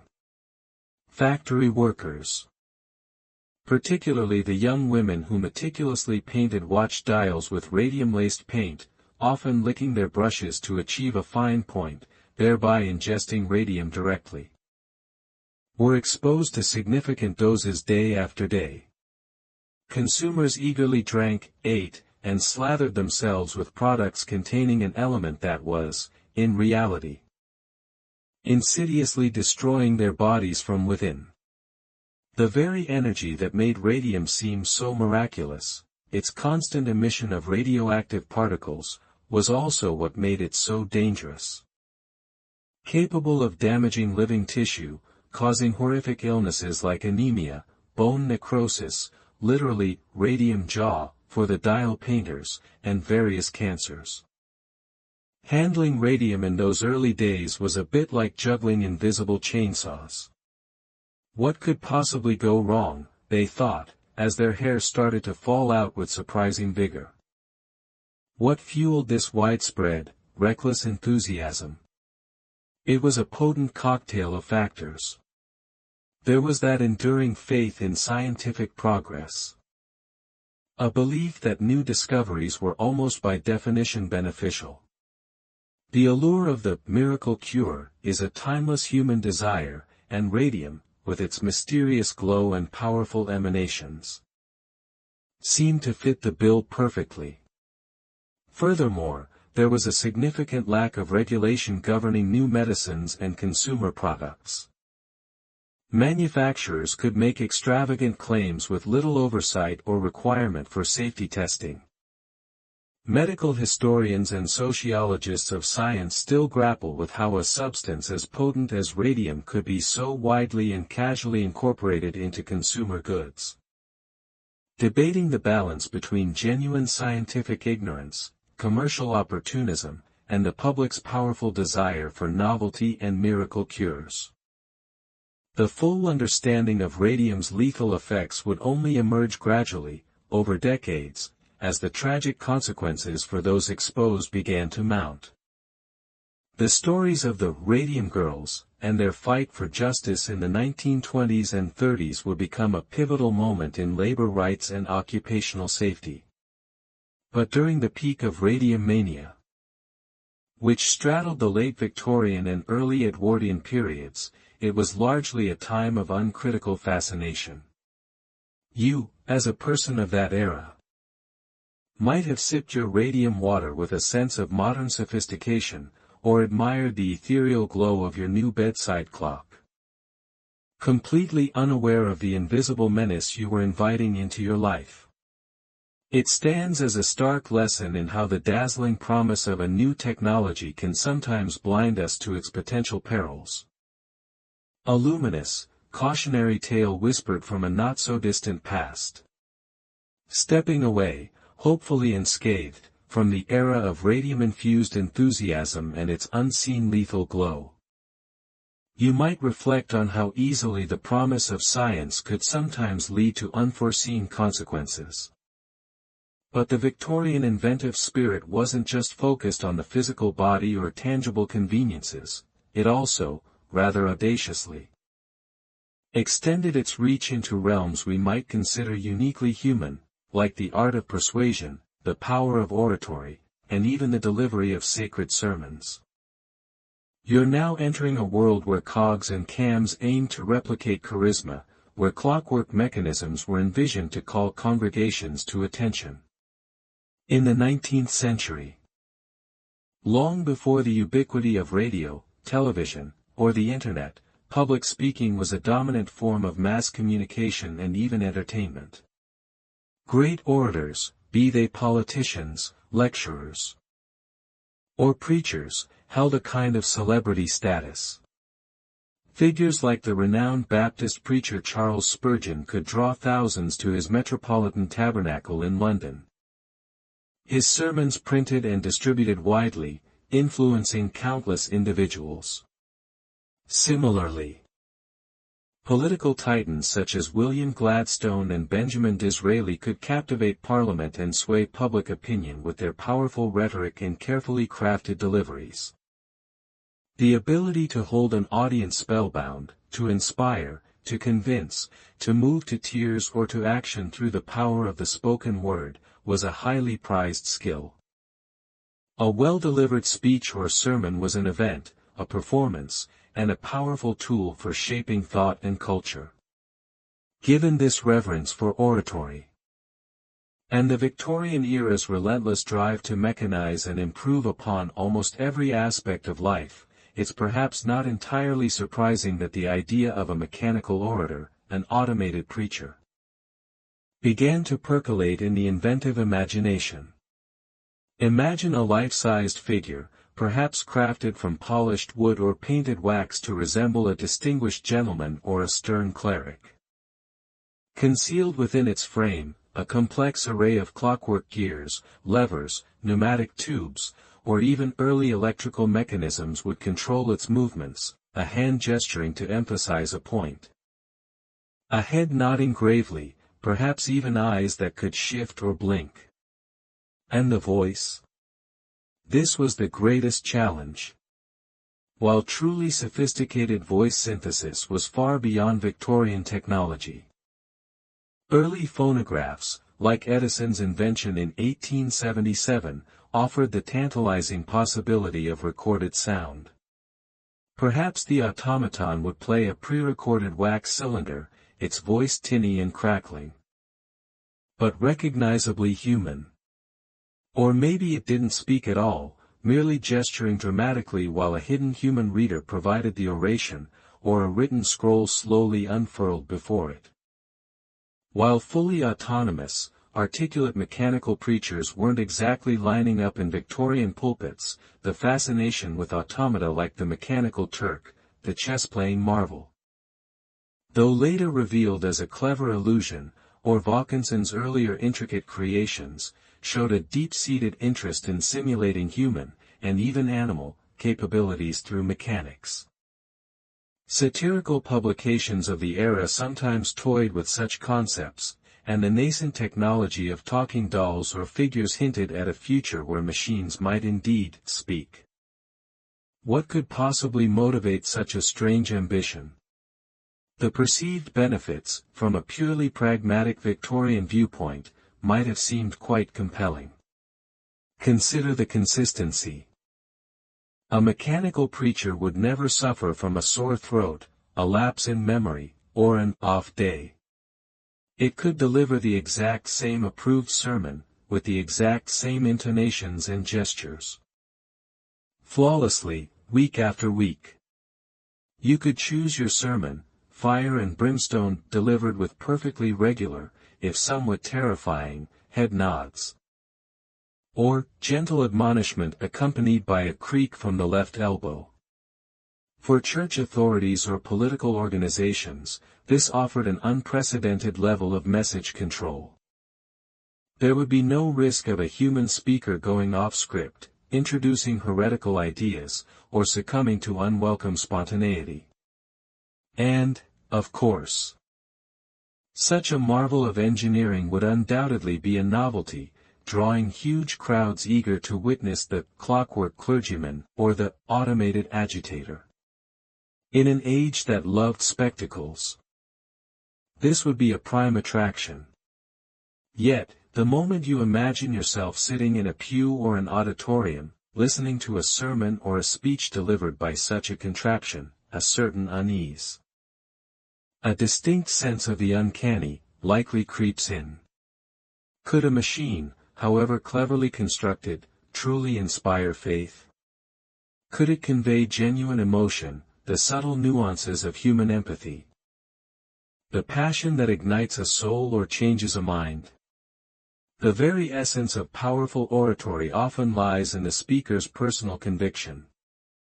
Their ability to connect with the audience on an emotional and intellectual level, to respond to the atmosphere in the room. A mechanical figure, however animated, would lack that vital spark. That human soul. Philosophers and theologians of the era, had such devices become widespread, would undoubtedly have debated whether a mechanized sermon could possess genuine spiritual authority, or if the act of preaching inherently requires human consciousness and conviction. And then there's the almost inevitable potential for comical, or deeply unsettling, malfunctions. Imagine the collection plate being passed around while the mechanical preacher got stuck mid-sentence, repeating and the, until someone gave its crank a good kick. Or its gesturing arm becoming stuck in a perpetually admonishing point. It's for these reasons, the immense technological hurdles, the questionable public acceptance, and the sheer expense and complexity, that the automated orator or mechanical preacher remained largely a curious concept, a thought experiment, or at best, a fleeting novelty rather than a practical reality in Victorian times. Creating a machine that could convincingly replicate the complexities of human speech and gesture, let alone the charisma and intellectual depth of a truly great speaker, was far beyond the capabilities of 19th-century technology. The early phonograph, while revolutionary, produced sound that was often faint and distorted, hardly suitable for filling a large hall or inspiring a congregation. And the clockwork or pneumatic systems required for lifelike movement would have been incredibly intricate and prone to breakdown. Ultimately, the Victorian public, for all its fascination with machinery, seemed to understand, implicitly or explicitly, that some roles, some human interactions, particularly those involving matters of the heart, mind, and spirit, were simply not amenable to mechanization.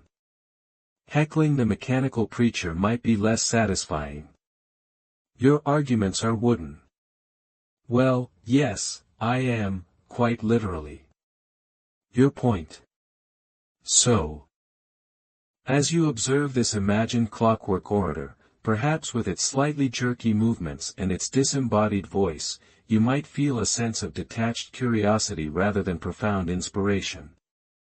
It stands as a testament to the Victorian era's boundless ambition to apply mechanical principles to every conceivable domain, but also as a quiet reminder of the enduring, and perhaps irreplaceable, value of the genuine human touch, the unprogrammed thought, and the authentic, heartfelt voice. Leaving behind the rather unsettling image of a clockwork clergyman attempting to stir your soul. You might be yearning for inventions with a more down-to-earth, practical application.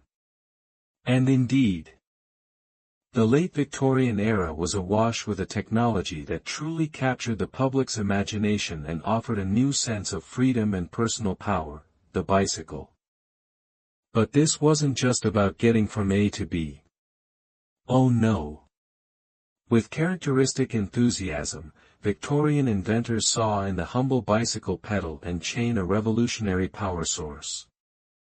Ready to be harnessed for almost every conceivable household task, leading to a delightful array of pedal-powered peculiarities.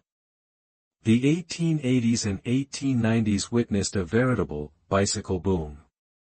The earlier precarious high-wheelers or penny farthings gave way to the much more user-friendly, safety bicycle, with its two equally sized wheels, pneumatic tires, an efficient chain-drive system, a design remarkably similar to the bicycles we still ride today. Suddenly, cycling became accessible to a much wider segment of the population, including women, for whom it represented an unprecedented degree of independence and mobility. Cycling clubs sprang up, races became popular spectacles, and leisurely rides in the countryside became a fashionable pastime. The bicycle wasn't just a mode of transport, it was a symbol of modernity, of personal empowerment, and of healthy, vigorous living. You can almost feel the wind in your hair, the exhilaration of gliding silently along a country lane, a truly novel sensation for the time. Naturally, with such a popular and mechanically efficient device at hand, the inventive Victorian mind immediately began to wonder, what else could we power with this marvelous pedal and chain mechanism? If human legs could propel a person at surprising speeds, surely that same energy could be diverted to operate other machines, especially in homes or small workshops that lacked access to steam engines or the still nascent electrical grid. The allure was the promise of free power, or at least power generated by readily available human effort. Popular science magazines and household catalogs of the era began to feature an astonishing variety of contraptions designed to be driven by pedal power. The basic idea was simple. Mount a bicycle-like frame, or just the pedal and crank assembly, onto a stationary stand, and connect it via belts or chains to whatever device needed animating. The range of these pedal-powered peculiarities was truly something to behold. Some were eminently practical and even achieved lasting success. The pedal-powered sewing machine, for instance, became a common household item, allowing for much faster and more efficient needlework than hand-stitching, and a rhythmic treadling motion was well suited to the task. But from there, the applications became increasingly ambitious, and often, wonderfully clunky. Imagine a pedal-powered washing machine, a large wooden tub with internal agitators, requiring you to pedal furiously while trying to avoid splashing soapy water all over your parlor. Or a pedal-powered butter churn, where your breakfast exertions literally produced your breakfast spread. Knife grinders, wood lathes, small saws, and grindstones in workshops could all be adapted for pedal operation. Early attempts at vacuum cleaners, before efficient electric motors became compact and affordable, sometimes featured a bellows system driven by vigorous pedaling. You'd be working up such a sweat pedaling your personal cooling system, yes. Pedal-powered fans were also envisioned, that you'd probably need a second pedal-powered fan just to cool down the operator of the first one.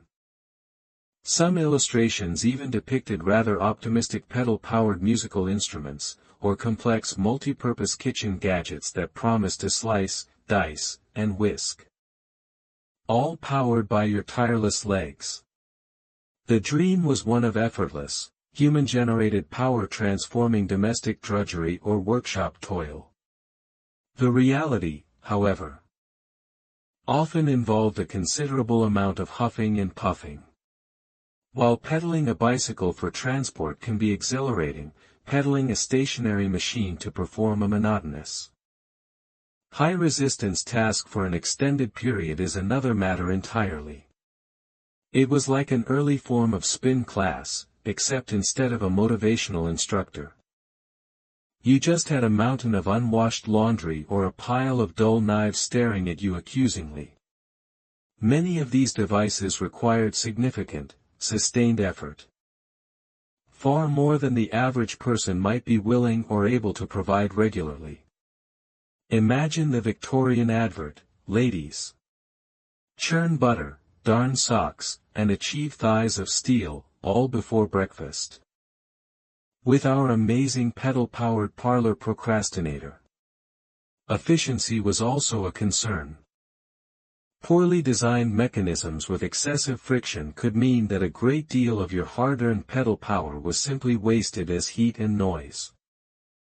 Historians of technology debate whether the widespread enthusiasm for pedal-powered devices reflected a genuine belief in their long-term practicality as a primary power source, or if it was more of a transitional phase, a way of conceptualizing mechanical assistance before small electric motors became widely affordable and available for domestic use.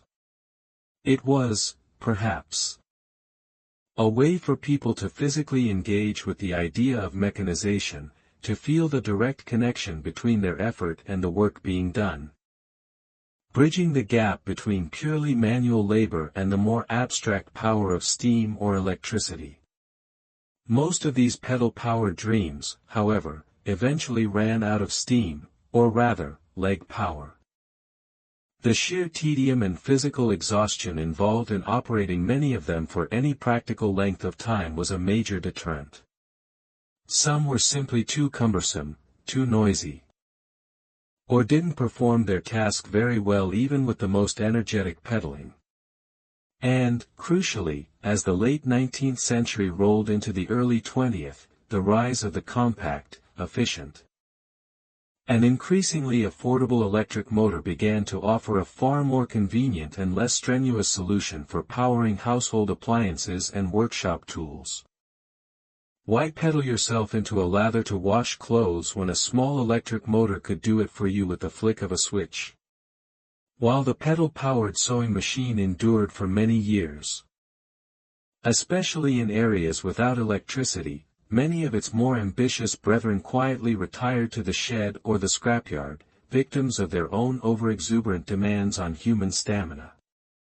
Yet, they remain a charming testament to the Victorian era's can-do spirit, its obsession with mechanical efficiency, and its sometimes comical overestimation of what one might be willing to do while sitting on a bicycle seat that doesn't actually go anywhere. As you gently dismount from that imaginary pedal-powered contraption, perhaps with a newfound respect for the humble electric motor, we find ourselves nearing the end of our journey through the fascinating, often bewildering, world of failed Victorian inventions. We've encountered mechanical marvels designed to automate politeness, undergarments promising electrical vitality, automated barbers of dubious safety, sky-high pipe dreams on fragile wings, subterranean pneumatic speedways, elaborate nautical nausea navigators, spiky anti-garroting collars, clunky domestic drudgery dodgers, perilous plunge protectors, luminous products with a deadly secret, clockwork orators, and the boundless enthusiasm for pedal power. It's been quite a ride. But as we stand amidst this collection of ingenious, yet ultimately flawed, creations, a question naturally arises: why? Why did so many of these ambitious, often brilliantly conceived, inventions ultimately gather dust, becoming mere footnotes in the grand history of technology? What are the common threads, the ghosts that haunt these gadgets? The Victorian era, as we've seen, was a period of almost boundless optimism in the power of technology. There was a fervent belief that any problem, no matter how trivial or how monumental, could be solved with enough gears, levers, steam, or electrical ingenuity. This inventive spirit was remarkable, but it also sometimes outpaced practical considerations. One of the most common ghosts haunting these failed inventions is sheer overcomplication. Remember the self-tipping hat? A marvel of miniature mechanics, perhaps. But it aimed to solve a very simple social gesture with a device prone to malfunction and, let's face it, a certain degree of silliness. Similarly, some of those personal fire escape devices, with their intricate harnesses and braking systems, might have been too complex for anyone to operate effectively in a moment of sheer panic. The solution, in these cases, often became more burdensome than the original problem. Another spectral presence is that of technological limitation. Many Victorian inventors were simply ahead of their time in terms of their vision, but lacked the materials, power sources, or manufacturing precision to bring those visions to robust life. Early flying machines, for all their daring, were often doomed by the lack of lightweight, powerful engines. Pneumatic railways struggled with maintaining airtight seals over long distances and the sheer inefficiency of moving vast quantities of air. Early mechanical dishwashers often couldn't cope with Victorian grease using only the power of sloshing water and hand-cranked agitation. The idea was there, the spirit was willing. But the technological flesh was, alas, too weak. These gadgets weren't so much ahead of their time as perhaps charmingly sideways of their time, marching to the beat of a very different, slightly off-key mechanical drummer. Sometimes, the inventors were diligently solving a problem that wasn't actually a widespread problem. Or at least not one that people were desperate enough to solve with the proposed, often cumbersome, solution. The misunderstood or non-existent need is another ghost. Did the world truly cry out for a mechanical preacher, or was the human element simply too integral to that experience?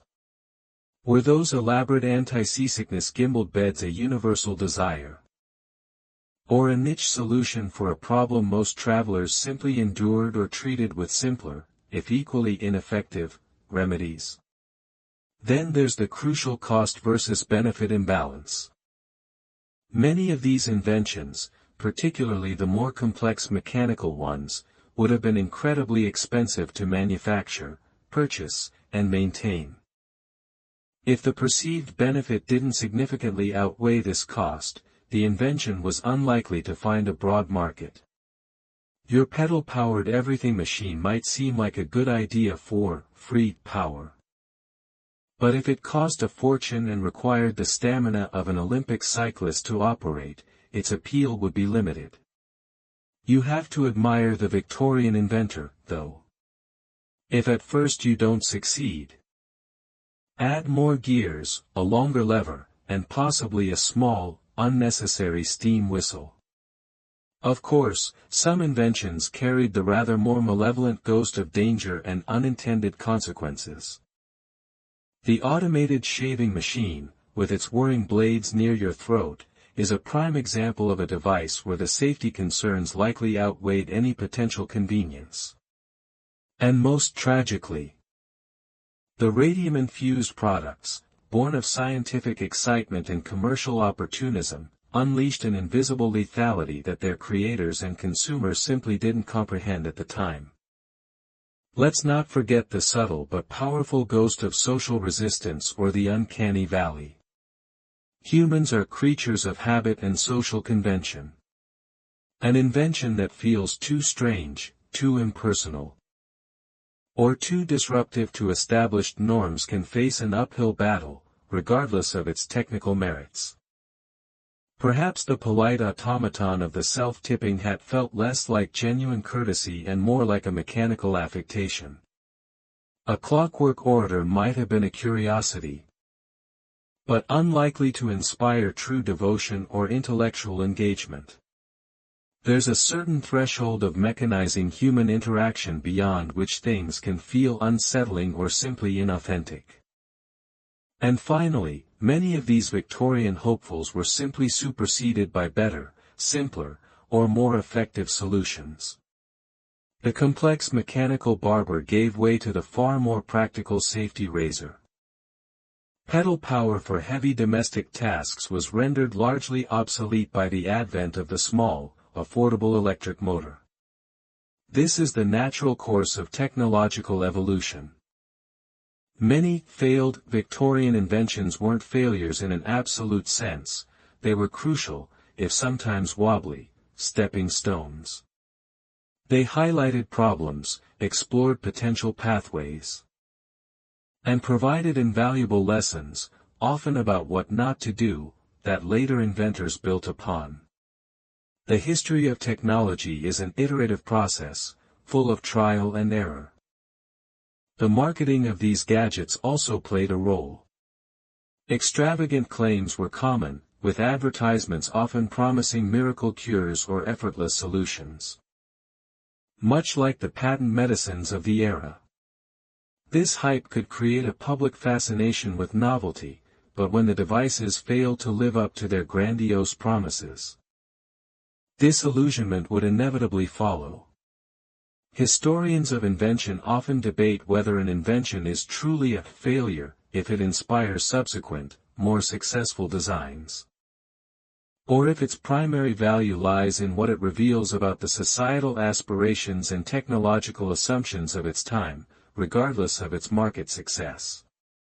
So, as you imagine these forgotten contraptions, the self-tipping hats, the radium pendants, the pedal-powered butter churns, gathering dust in the attics of history, perhaps you can hear the faint whispers of their stories.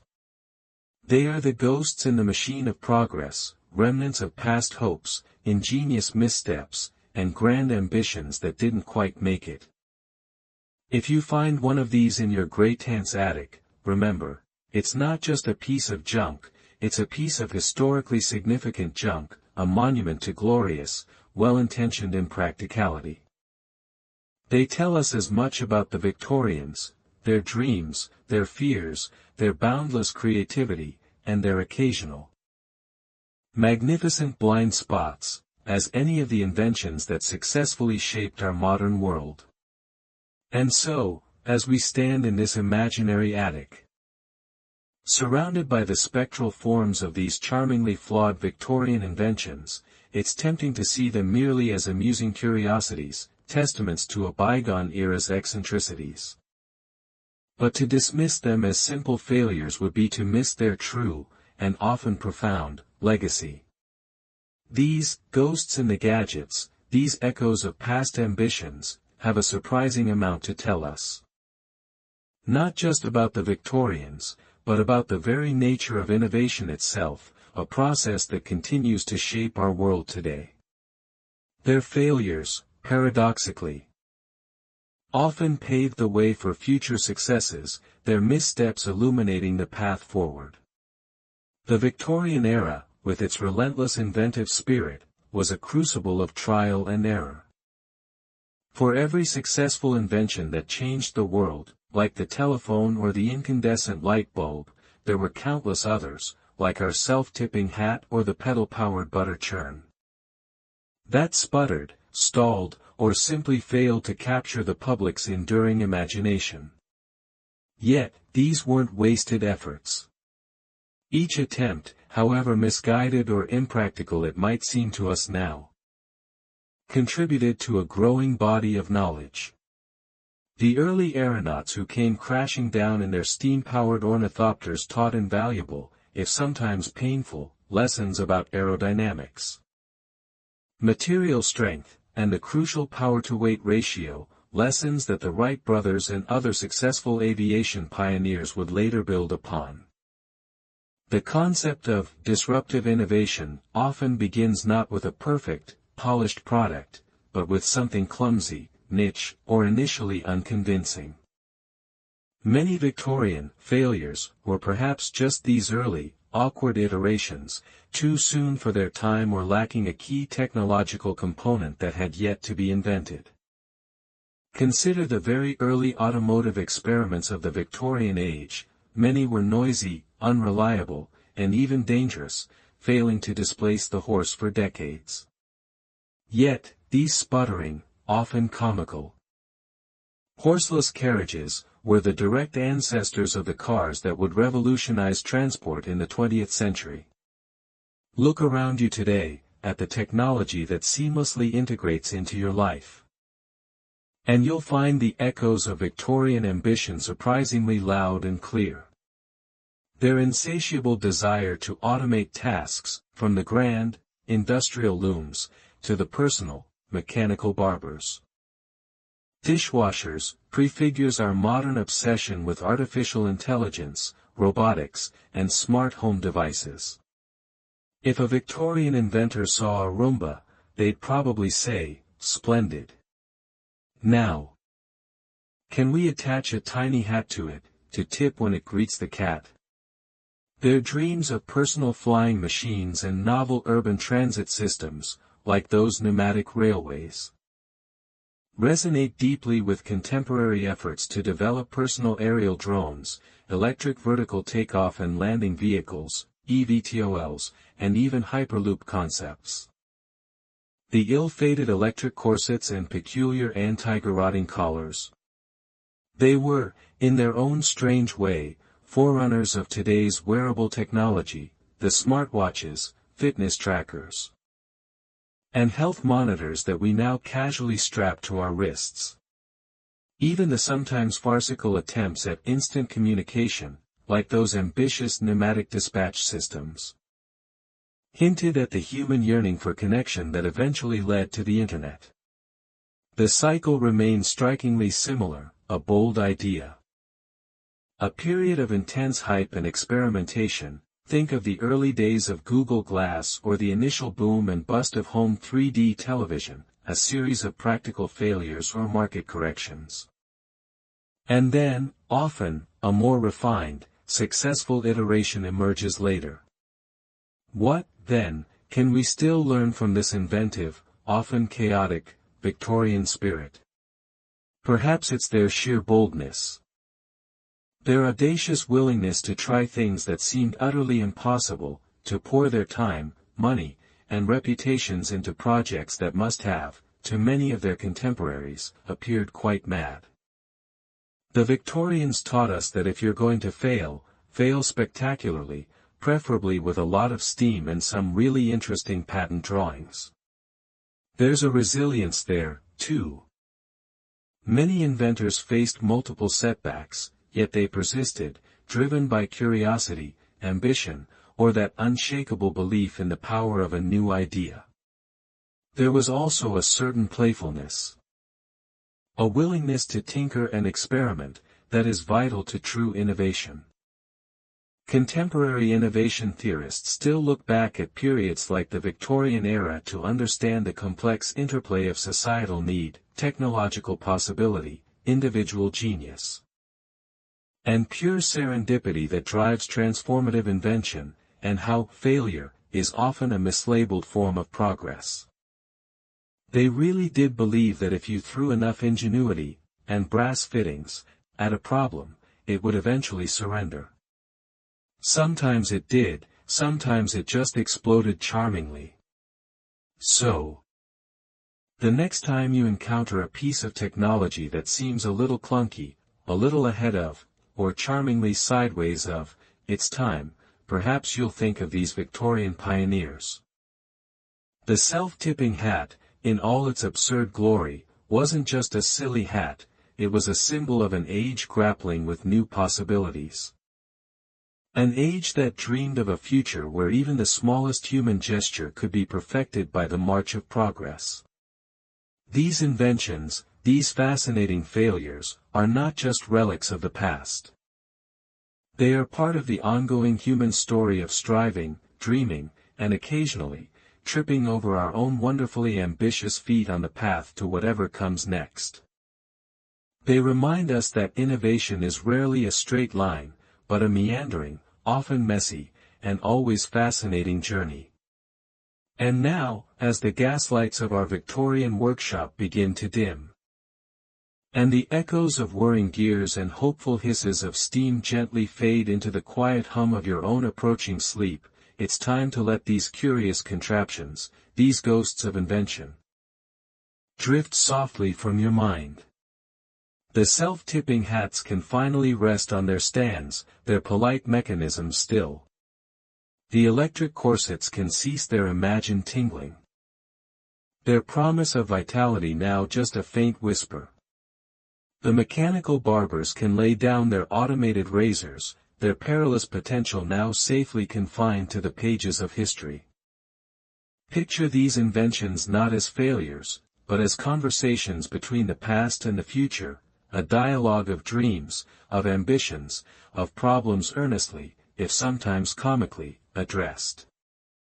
They are the quiet, quirky ancestors of the conveniences that surround you now, each one a testament to that relentless human spark of curiosity, that irrepressible desire to make, to improve, to solve, even if the solution itself becomes another charmingly flawed piece of the story. Let the gentle rhythm of those pedal-powered peculiarities lull you further into relaxation.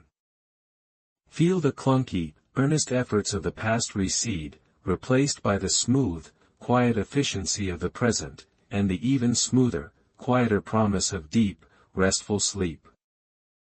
The peculiar punishments are long past, the lost cities are slumbering, and even the most energetic Victorian inventor has finally laid down his tools for the night. There are no more problems to solve for now, no more urgent needs to meet, only the gentle invitation to drift, to dream, to let go. The stories have been told, the lessons learned. And the workshop of wonders is now closing its doors, just for tonight. Allow yourself to float on this current of quiet reflection, carried towards a peaceful and restorative slumber. Good night.